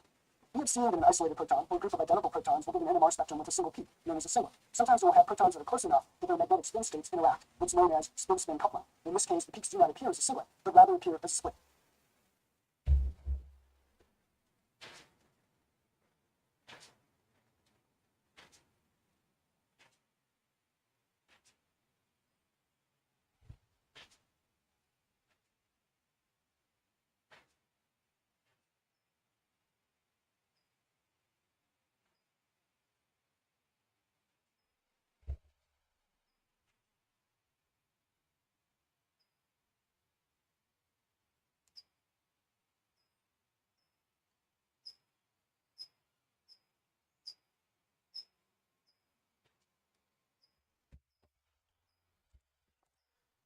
Let me think about that. The doublet thing is weird. Even as a doublet. For example, if proton A is a neighbor, proton B. This is 2,3-dimethylbutane, bro. In a different electronic environment, proton A will be affected by its neighbor. Proton B. Or wait, no, wait. Oh, never mind. This is just butane, right? Okay.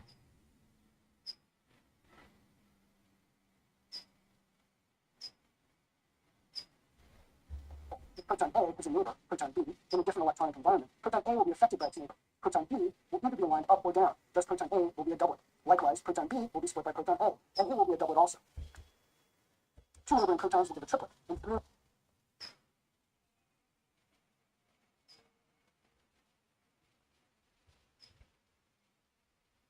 I actually have no idea. This jumped too far ahead. Neighboring protons will give a quartet. You could even see quartets and septets in some cases. Space-ring coupling can give us valuable information about the connectivity of the atoms in a molecule because it shows us which protons are close to which other protons.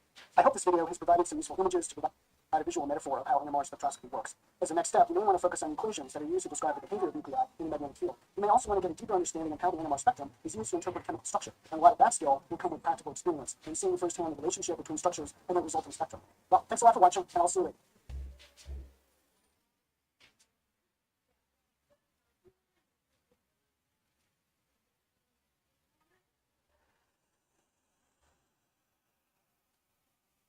NMR is a widely used spectroscopic method to determine molecular structure of small molecules, like drugs and metabolites, and also large biomolecules, like proteins and nucleic acids. NMR is a critical tool serving medicine, biology, chemistry, and material science. In the preceding video on NMR, we saw how nuclei line up in a magnetic field by precess. The rotational frequency of each nucleus, the volume frequency, depends on the strength of the magnetic field, a slight variation.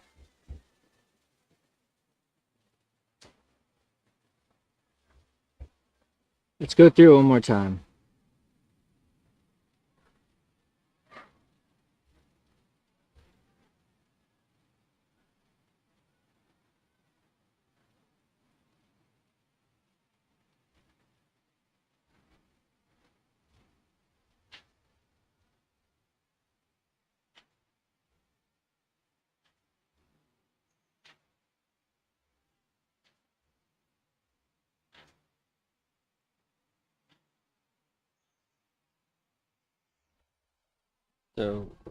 So we're processing around this, so we're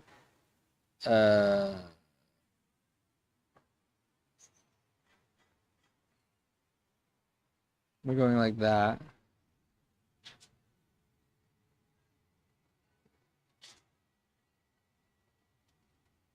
So the magnetic moment's still pointing this way, you know, and the torque is leading. And then we apply, let's say, a B field this way. Now, and let's say our magnetic moment was here. So the torque is now this way, which means that it's going to start to spin. Okay. It's going to start to process around. It processes around the new B. So it's going to process. So if this is B, it's going to start to process around this, which means something like this. Yeah. Okay. So, but then after a while, that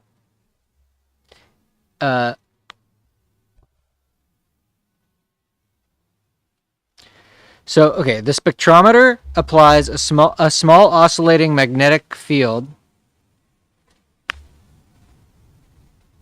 Oscillating magnetic field.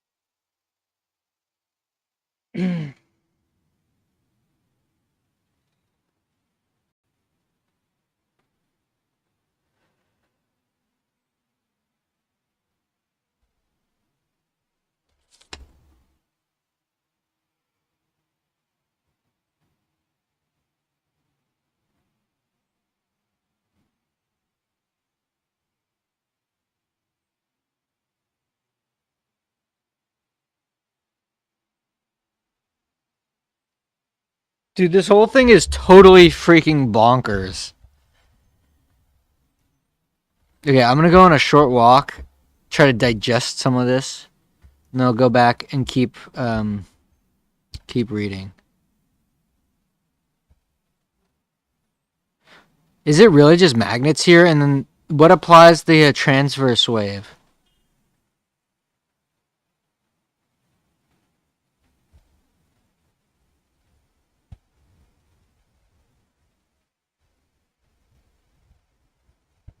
Okay, I'll be back.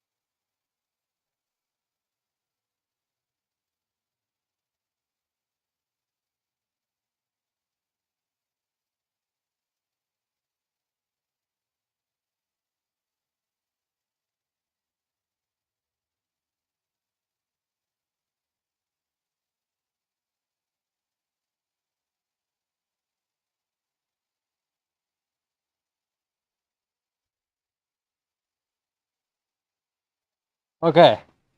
So I'm still confused about how uh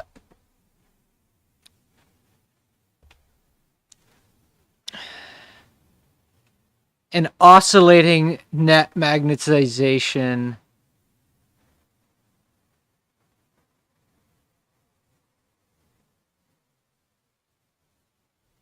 forms.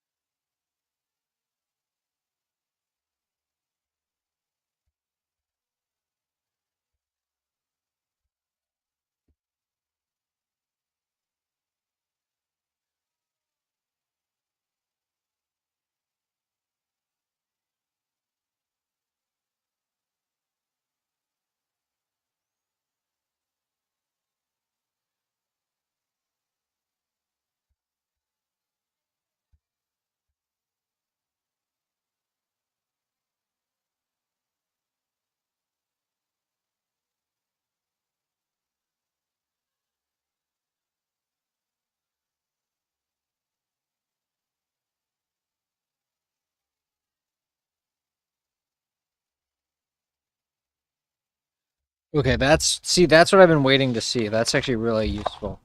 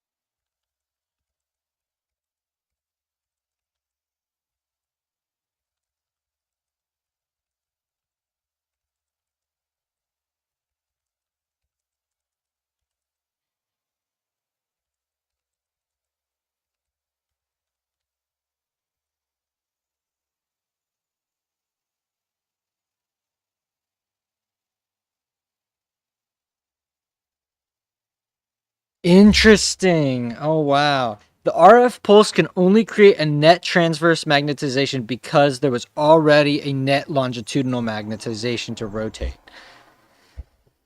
So the part that I ignored because it was like too weird is the crucial piece of information that makes all of this work.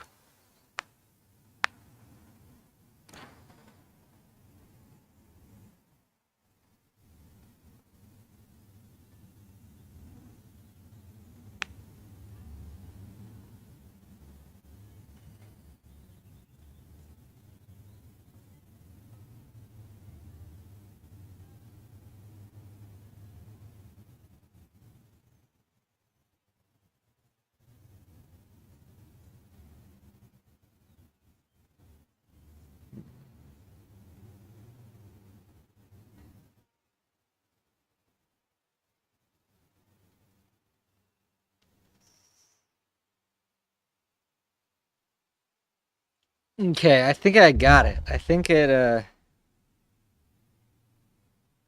got it.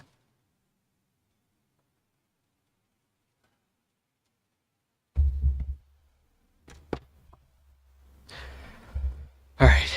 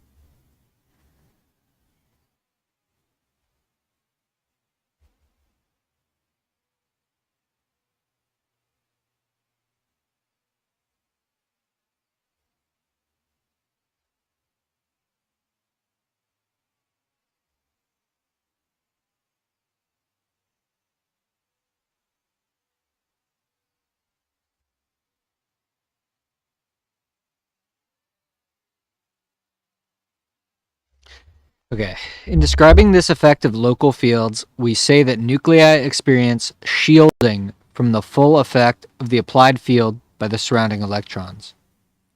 Because each chemically distinct nucleus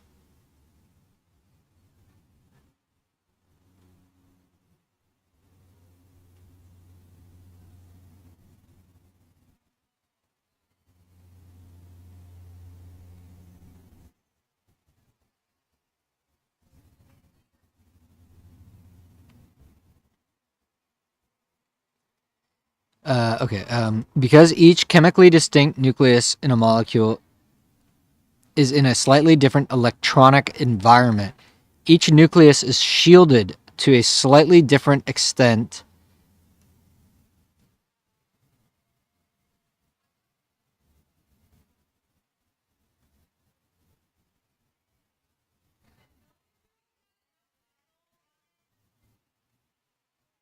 and the effective magnetic field felt by each is slightly different.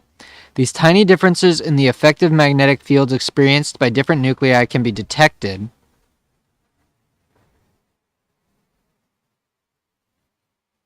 and thus we see a distinct NMR signal for each chemically distinct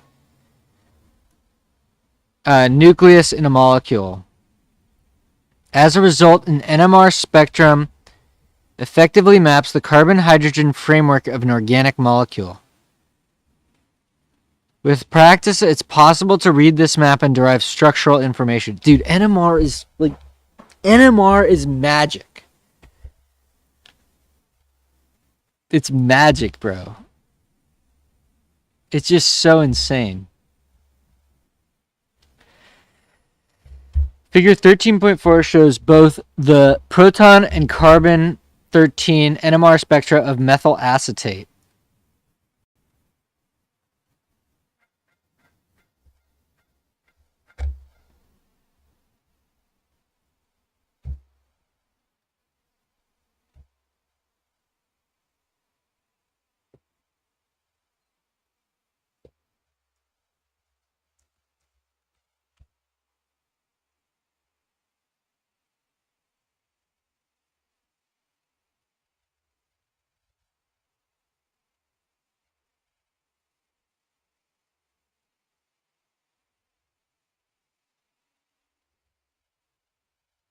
Actually, it would be fun to do a Fischer esterification of the synthesis of this.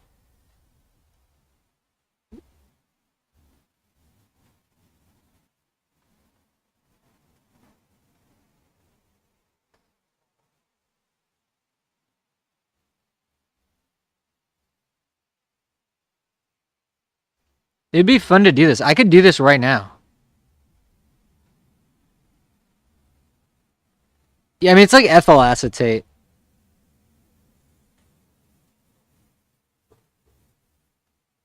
It's probably got a pretty low boiling point. Yeah. But anyways, the only reason why I was curious is because maybe you could use glacial acetic acid and methanol, and you wouldn't even need an acid like sulfuric. But I mean, obviously. Anyways. The horizontal axis shows the effective fields. The horizontal. Okay, so chemical shift.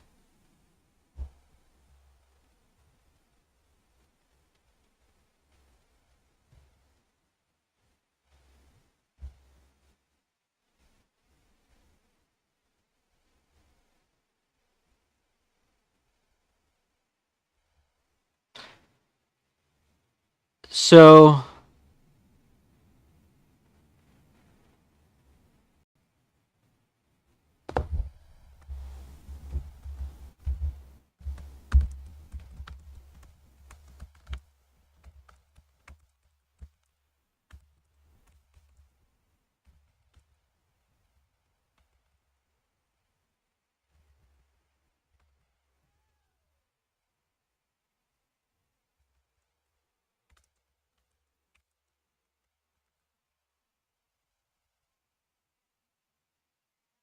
Okay, so. Lower ppm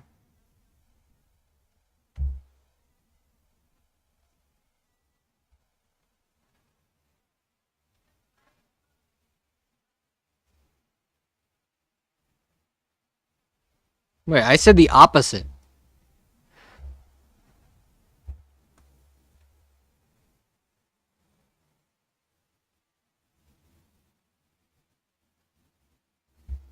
Wait, but is this negative?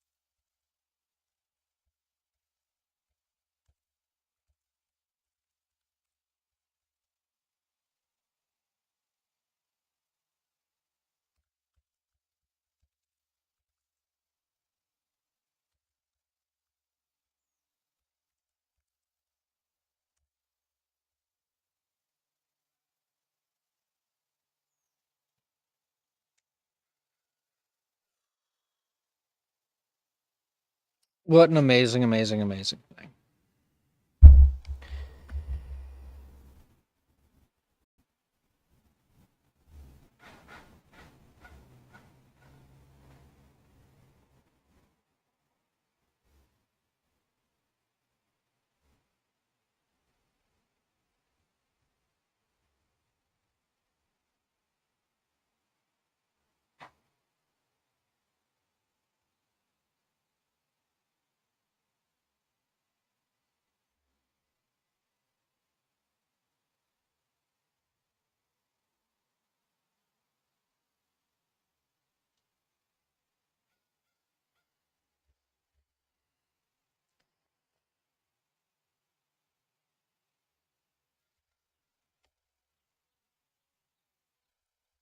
Wait, how many sections do we have here? Because presumably I have to learn to read it too, right?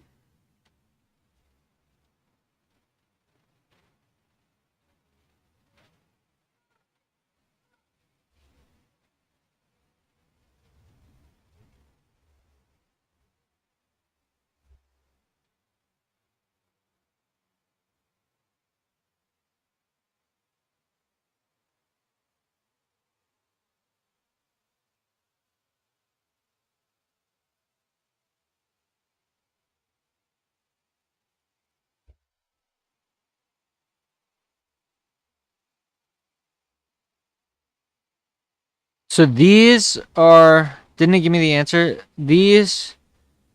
Oh, wait, no. Chat gave me the answer.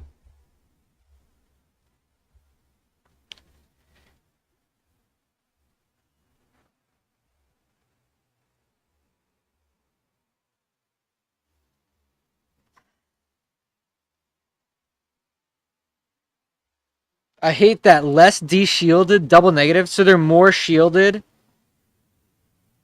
Yeah, they're more shielded because they're less de-shielded. Oh my god, bro. That's crazy. Alright, that makes sense.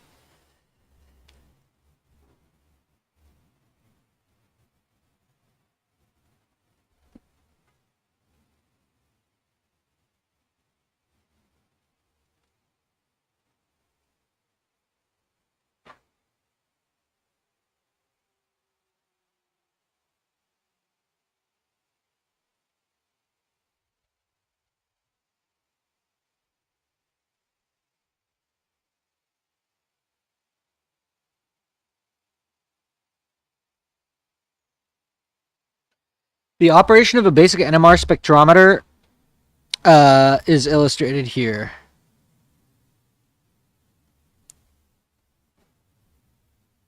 So we have a solenoid, then a sample, external magnet. This magnet is B0. This produces... Wait, hold on. B has to be that way in a solenoid because the current... Because what is it? It's that...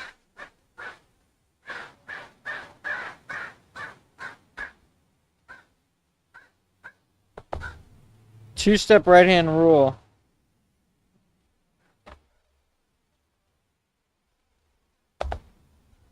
So yeah, so this is the Z direction.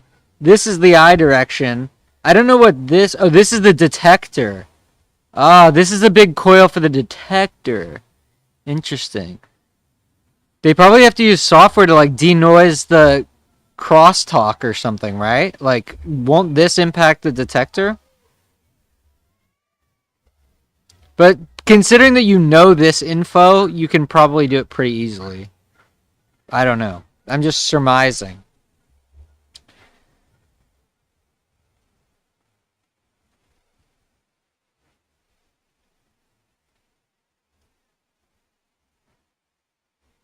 Mm.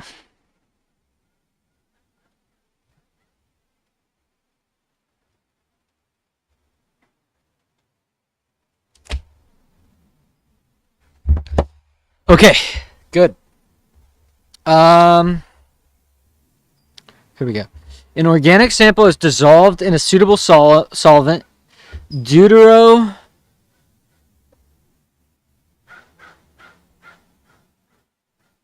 Deuterio chloroform. I mean, dude, like, oh gosh, it's like, it's so perfect. It's like one of those things. It's just a lucky situation. And placed in a thin glass tube between the poles of a magnet. The strong magnetic field causes the protons and carbon-13 nuclei in the molecule to align in one of two possible orientations, and the sample is irradiated with RF frequency. If the frequency of the RF radiation is held constant and the strength of the applied magnetic field is varied,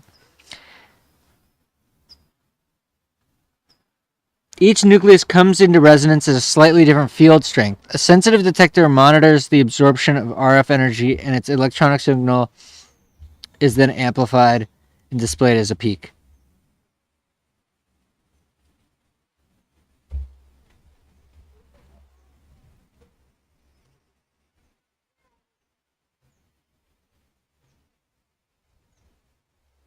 NMR differs from IR in that the timescales of the two techniques are quite different. The absorption of infrared energy by a molecule giving rise to a change in vibrational amplitude is an essentially instantaneous process, but the NMR process is much slower. This difference in timescales between IR and NMR spectroscopy is analogous to the difference between cameras operating at very fast and very slow shutter speeds.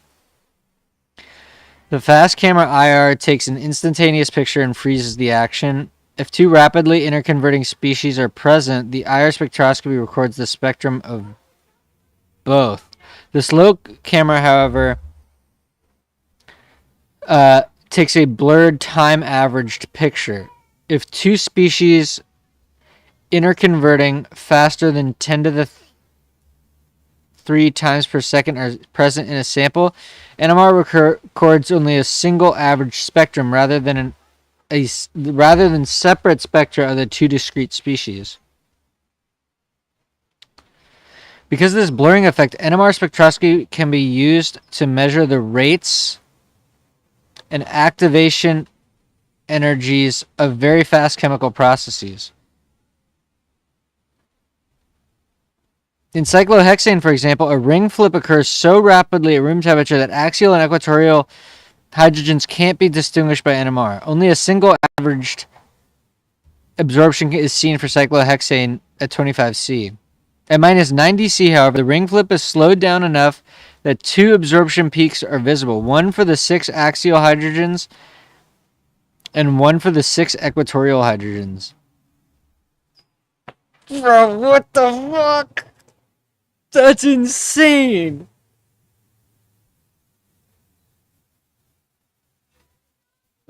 What the hell? That's insane. Knowing the temperature and the rate at which signal blurring begins to occur, it's possible to calculate that the activation energy for the cyclohexane ring flip is 45 kilojoules per mole. Okay. Dude, that's it. Alright, 2-chloropropene shows signals for 3 kinds of protons in its NMR spectrum. Explain. Okay, so we have the CH2, we have this, and we have the methyl.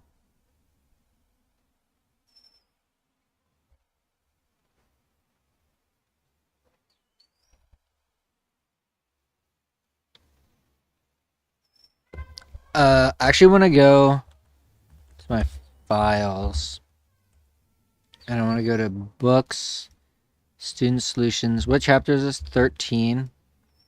I just want to see how they answer this stuff. 2-chloropropene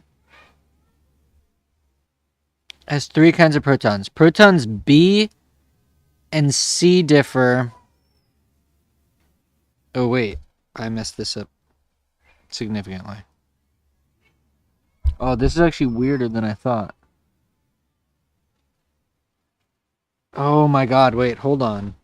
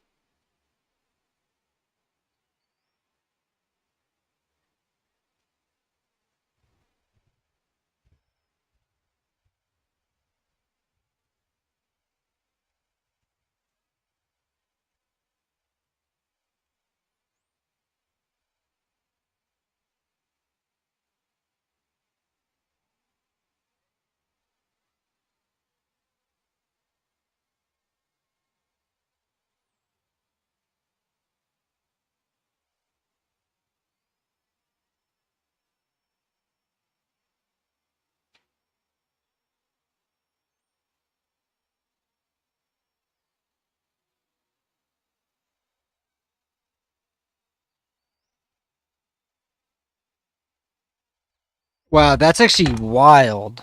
That the I mean, I guess that makes sense, but that's still surprising to me. I'm glad I looked at the answers because I would have just chalked it up to this dumb mistake that I made.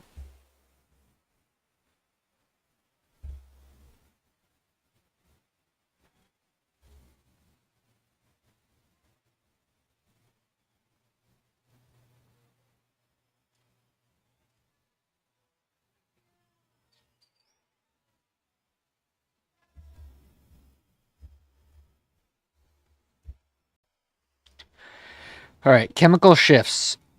NMR spectra are displayed on charts that show the applied field strength increasing. The applied field strength? Wait a minute. Increasing from left to right.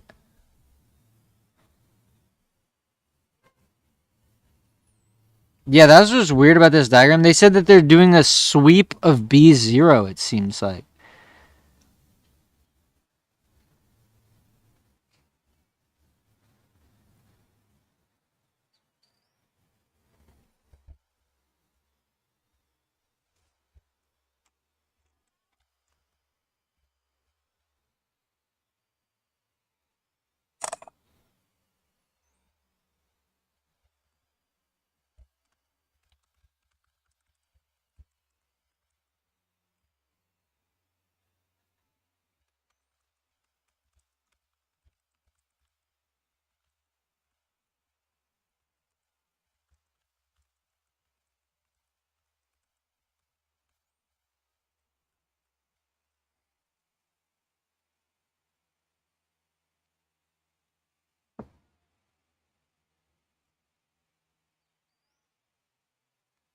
Oh. Yeah, okay. It's the same thing.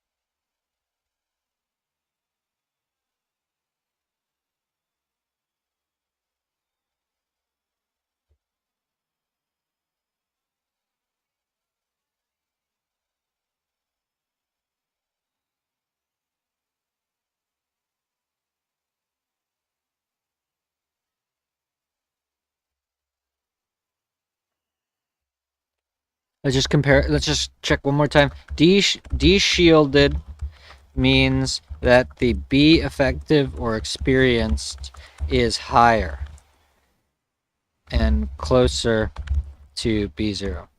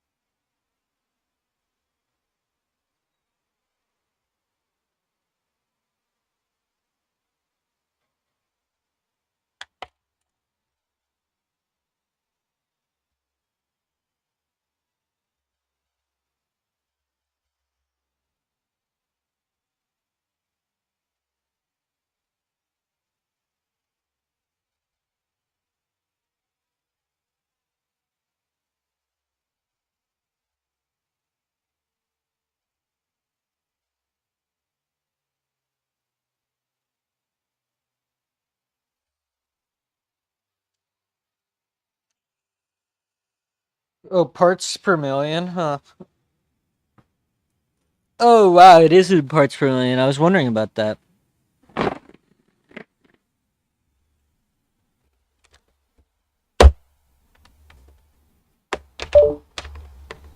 Actually.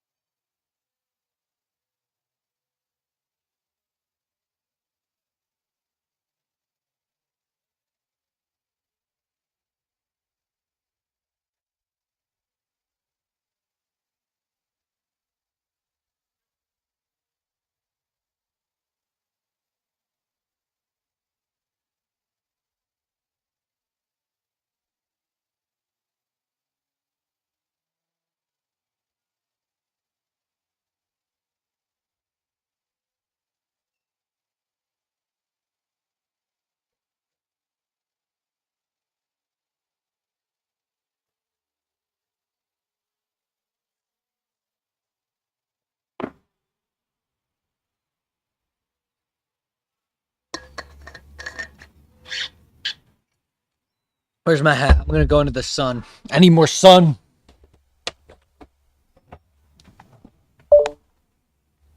Melon sun.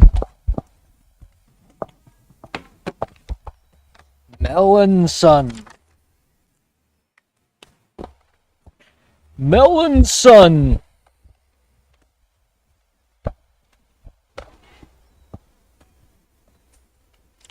Melon sun.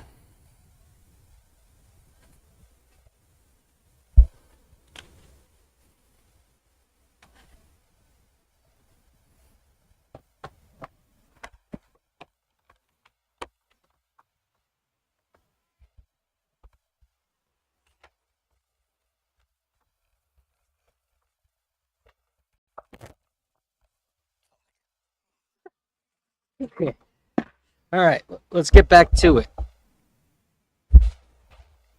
All right, all right, all right. Um,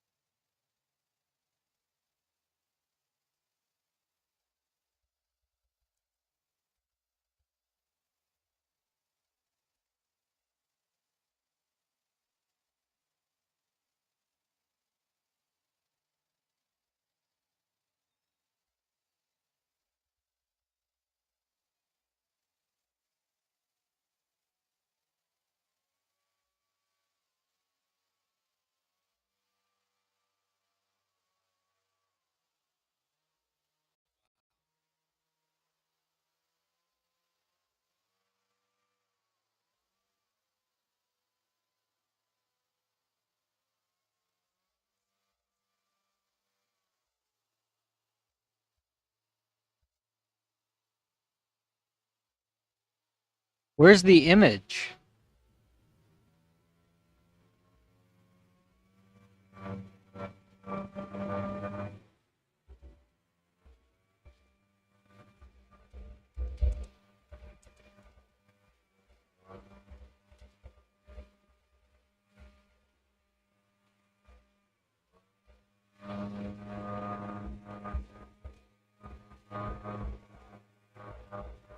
Where are the original images, dude?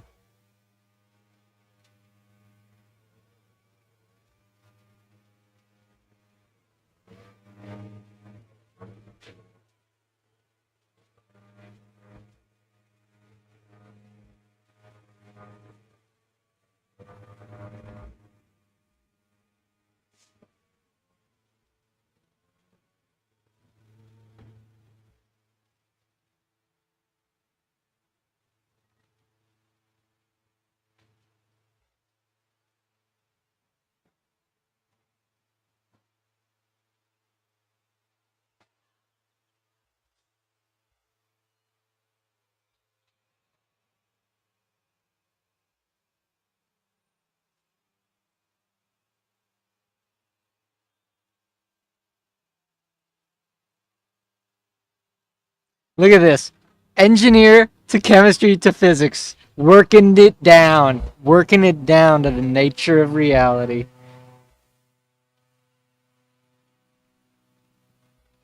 It's pretty cool.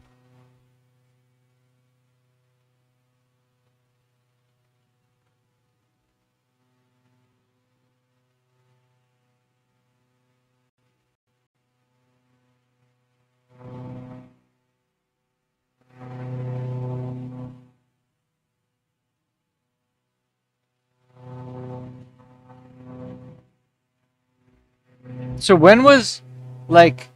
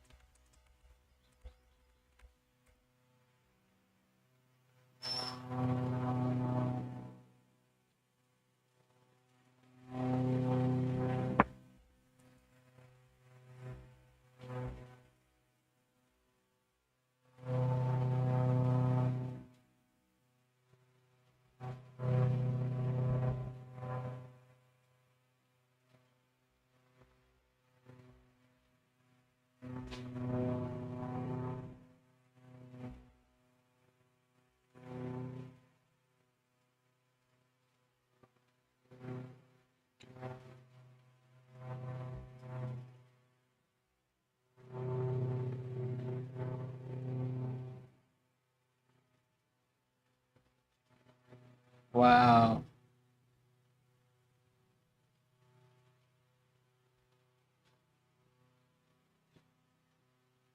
Now who makes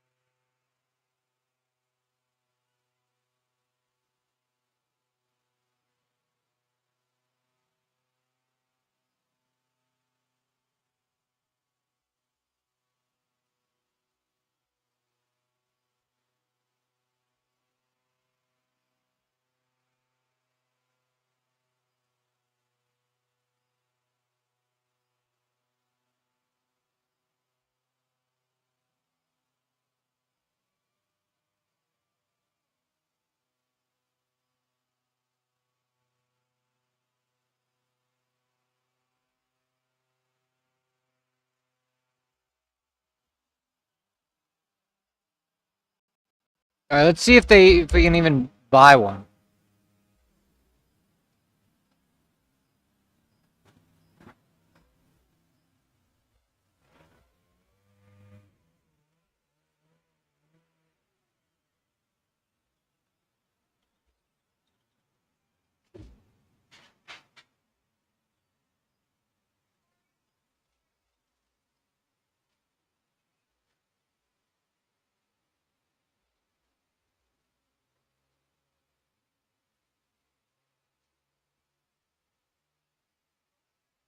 With a name like store.bruker.com, this might be a real company.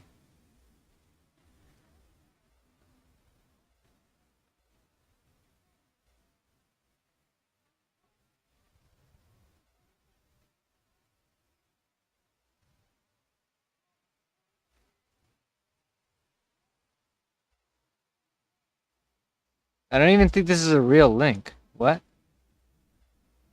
Oh, there we go. Never mind.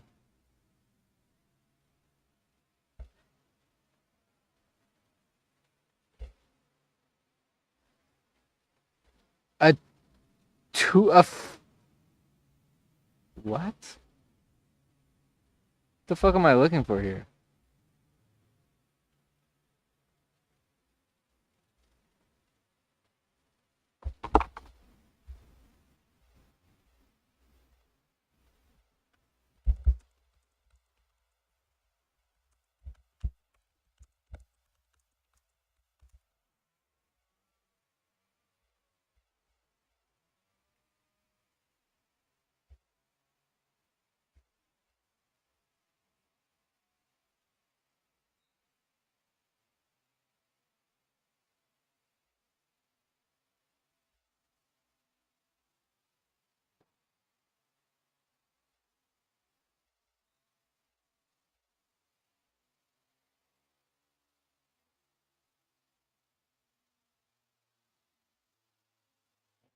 Wow, that's amazing.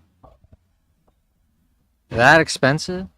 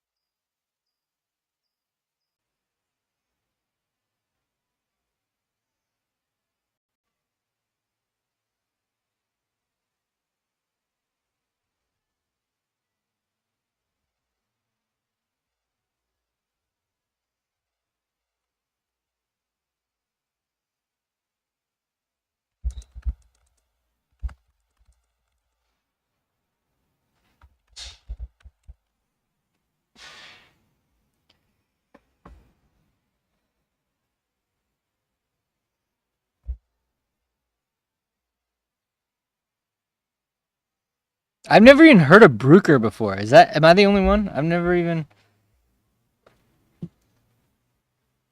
Sample case is an automatic sample changer with 24 sample positions. Samples are placed in a carousel, moved up the pneumatic tube, Then they are transferred along the rail to the bore of the magnet. The gray moving part is called a shuttle.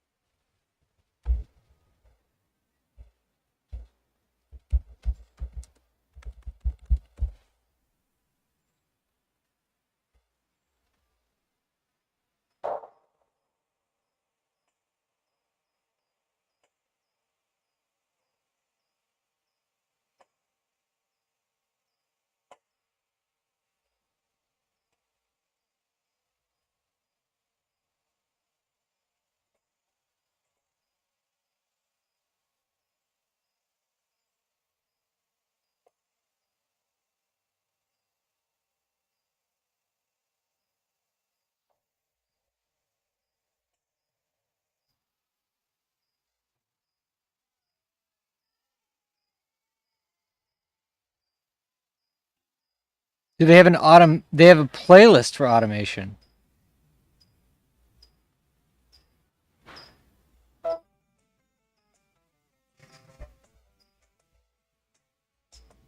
The forefront of chemical innovation, the University of Liverpool is pushing the boundaries of reaction screening with real-time insights powered by benchtop NMR integration with automation. For researchers here, automation and accessibility are key to accelerating discovery and chemical development. So the combination of the benchtop and the automation allows us to explore chemistry at a faster pace that you would do manually. We can collect data in the right quantity with the right quality faster. It's sufficient to really have this first win of if a reaction is interesting and promising without having to go to more complex technique or more costly technique, and it saves time and create a much more efficient workflow and pipeline for this product. So the integration of the Fourier helps us again to find exactly what's happening in the reaction. It's a complementary technique to our LCMS approach. So the LCMS tells us about the mass, but we can then dive deeply into the NMR spectrum and determine itself.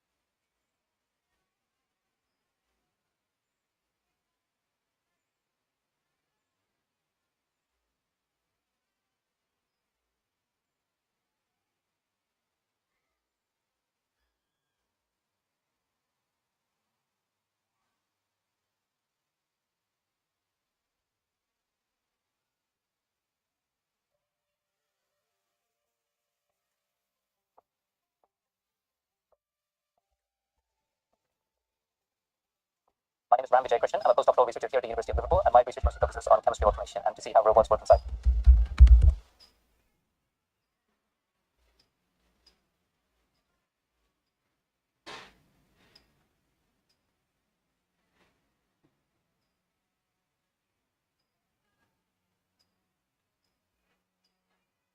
I didn't know they were based in Mass.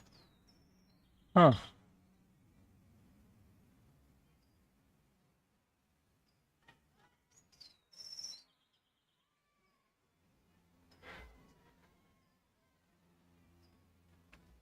What is Daltronics?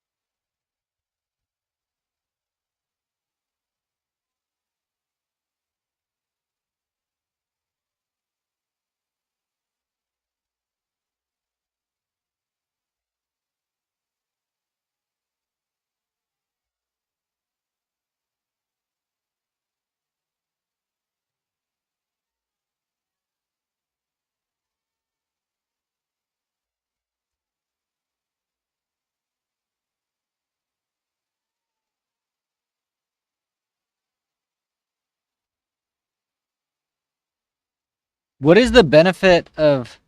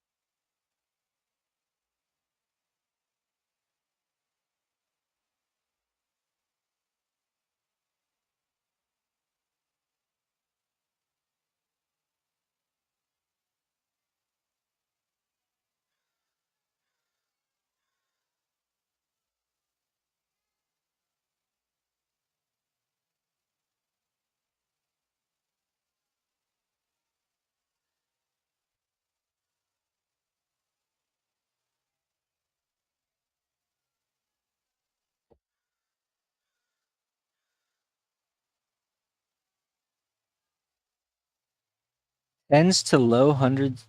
Tens to low. Okay, yeah.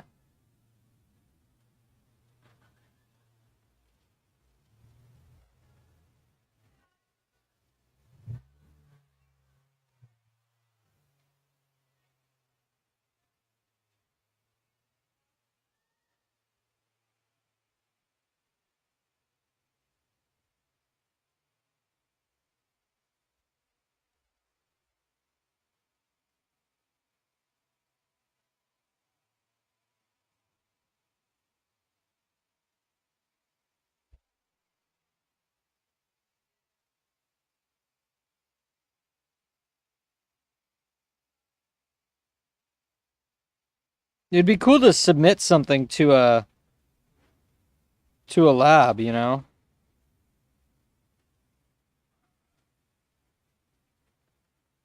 To actually use this stuff.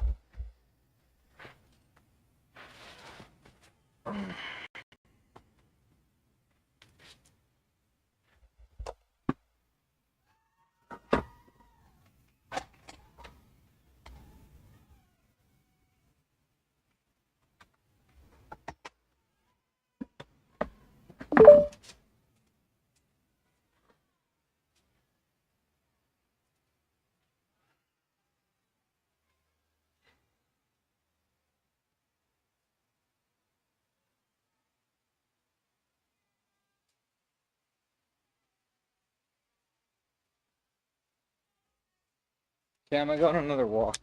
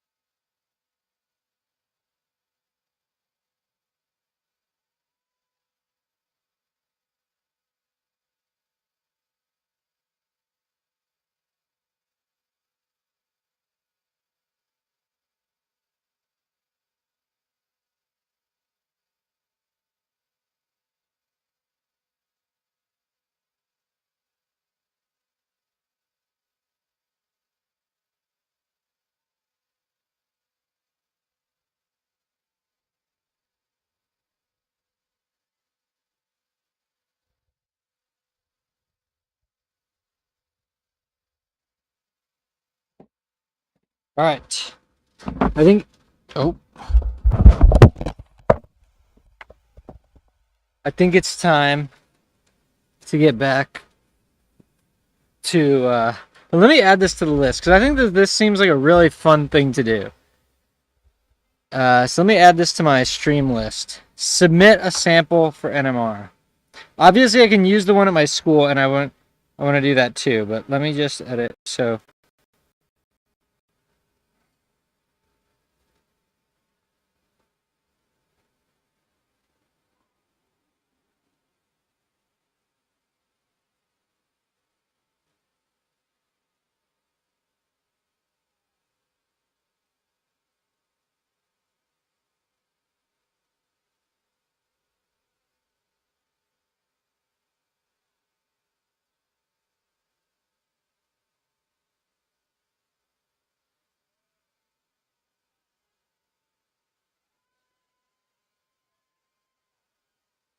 Okay, so let's just get back to reading the textbook though, because I'm.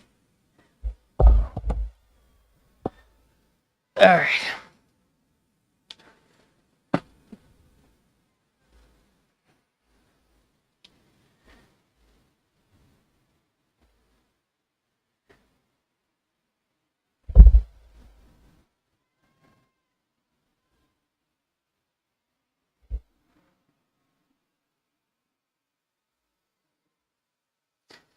The position on the chart at which a nucleus absorbs is called its chemical shift.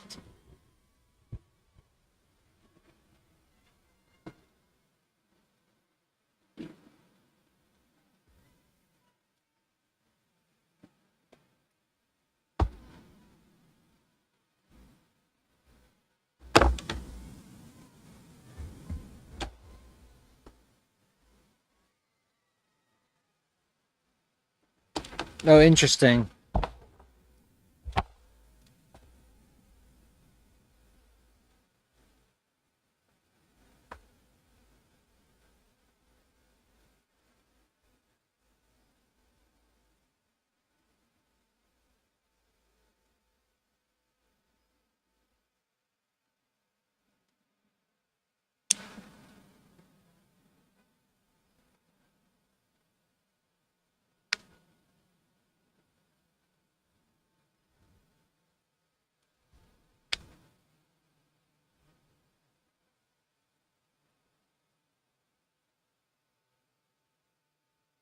So if you increase the spectrometer frequency,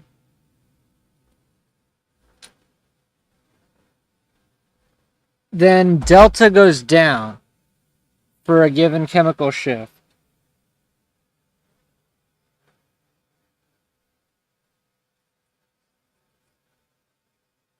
So while you were learning about NMR.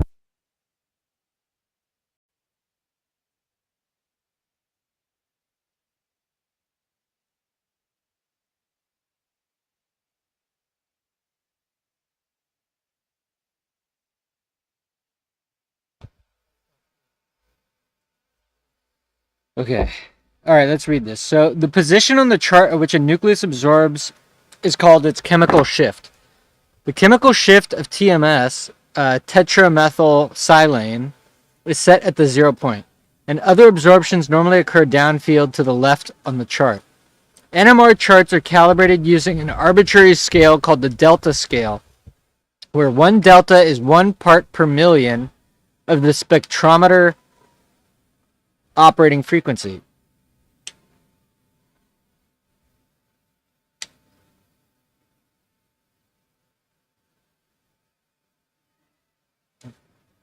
For example, if we were measuring the proton NMR of a sample using an instrument at 200 megahertz, 1 delta would be 1 part per million of 200 megahertz, or 200 hertz. If we were measuring the spectrum on a 500 megahertz instrument, then 1 delta equals 500 hertz. Okay, so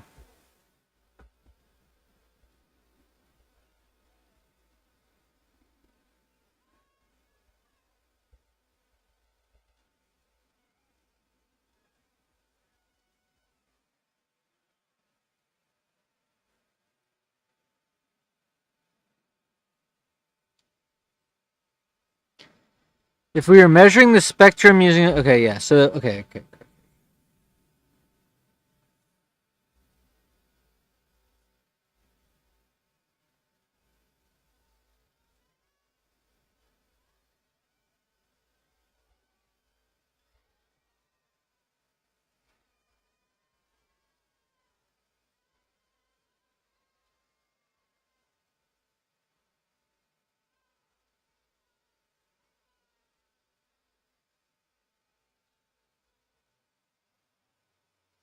Although this method of calibrating NMR charts may seem complex, there's a good reason for it. As we saw earlier, the RF frequency required to bring a given nucleus into resonance depends on the spectrometer's magnetic field strength.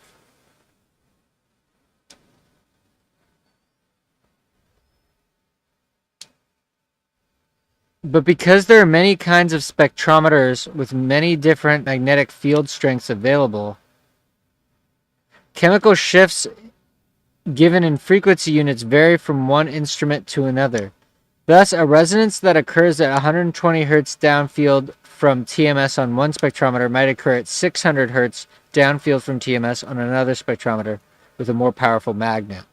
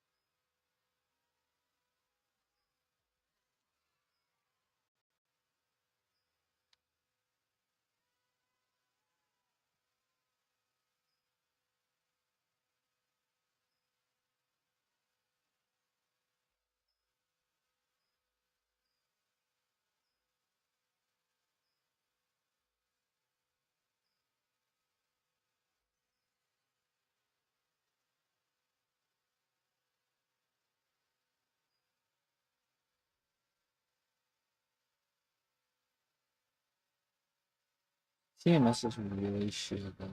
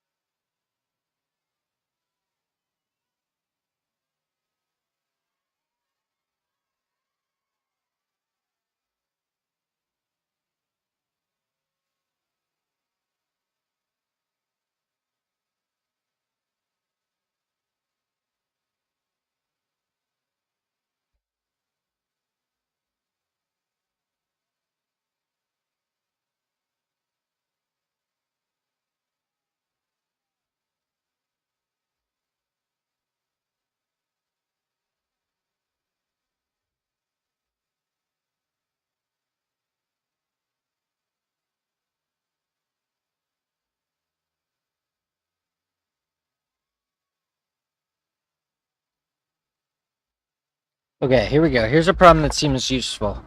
How many peaks would you expect in the proton NMR of 1,4-dimethylbenzene, paraxylene?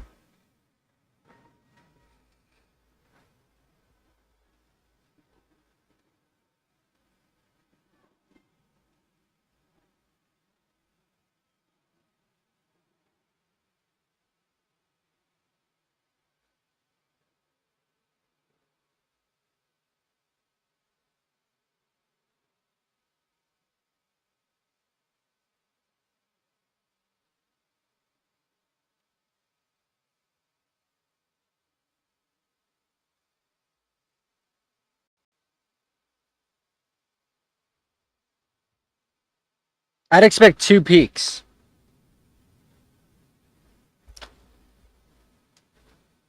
A 3 to 4 integration? Oh, no. This will be 6.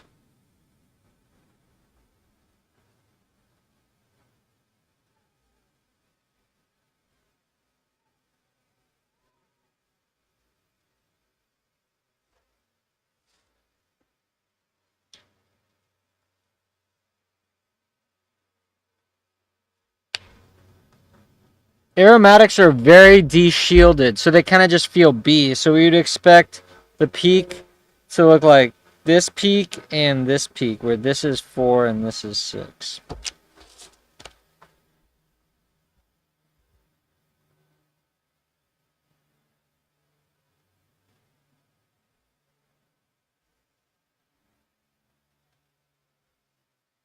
Nice.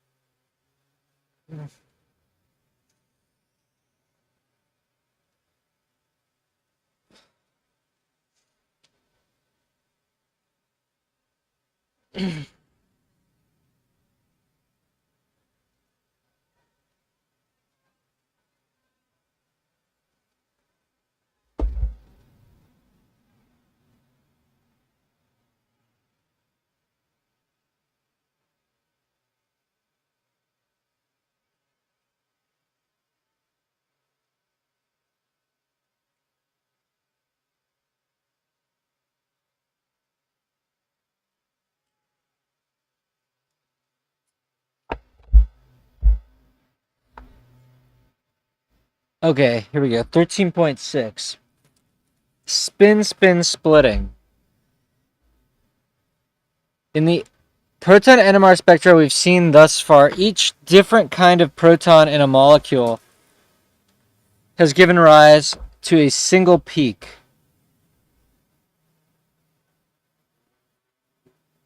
It often happens, though, that the absorption of a proton splits into multiple peaks, called a multiplet.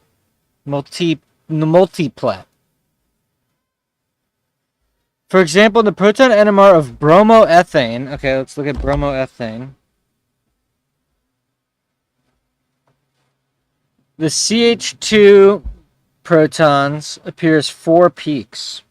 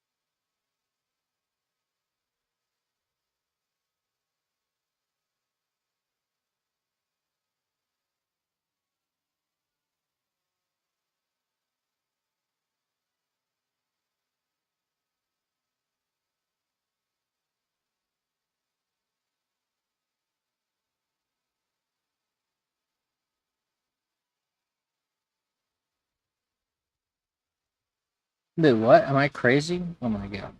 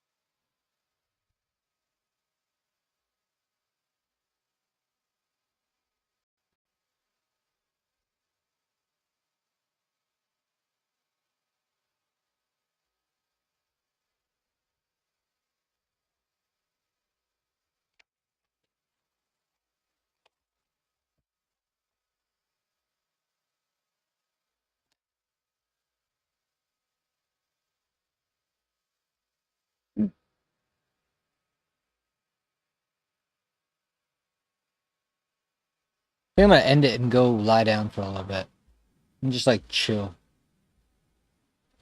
Test? Okay.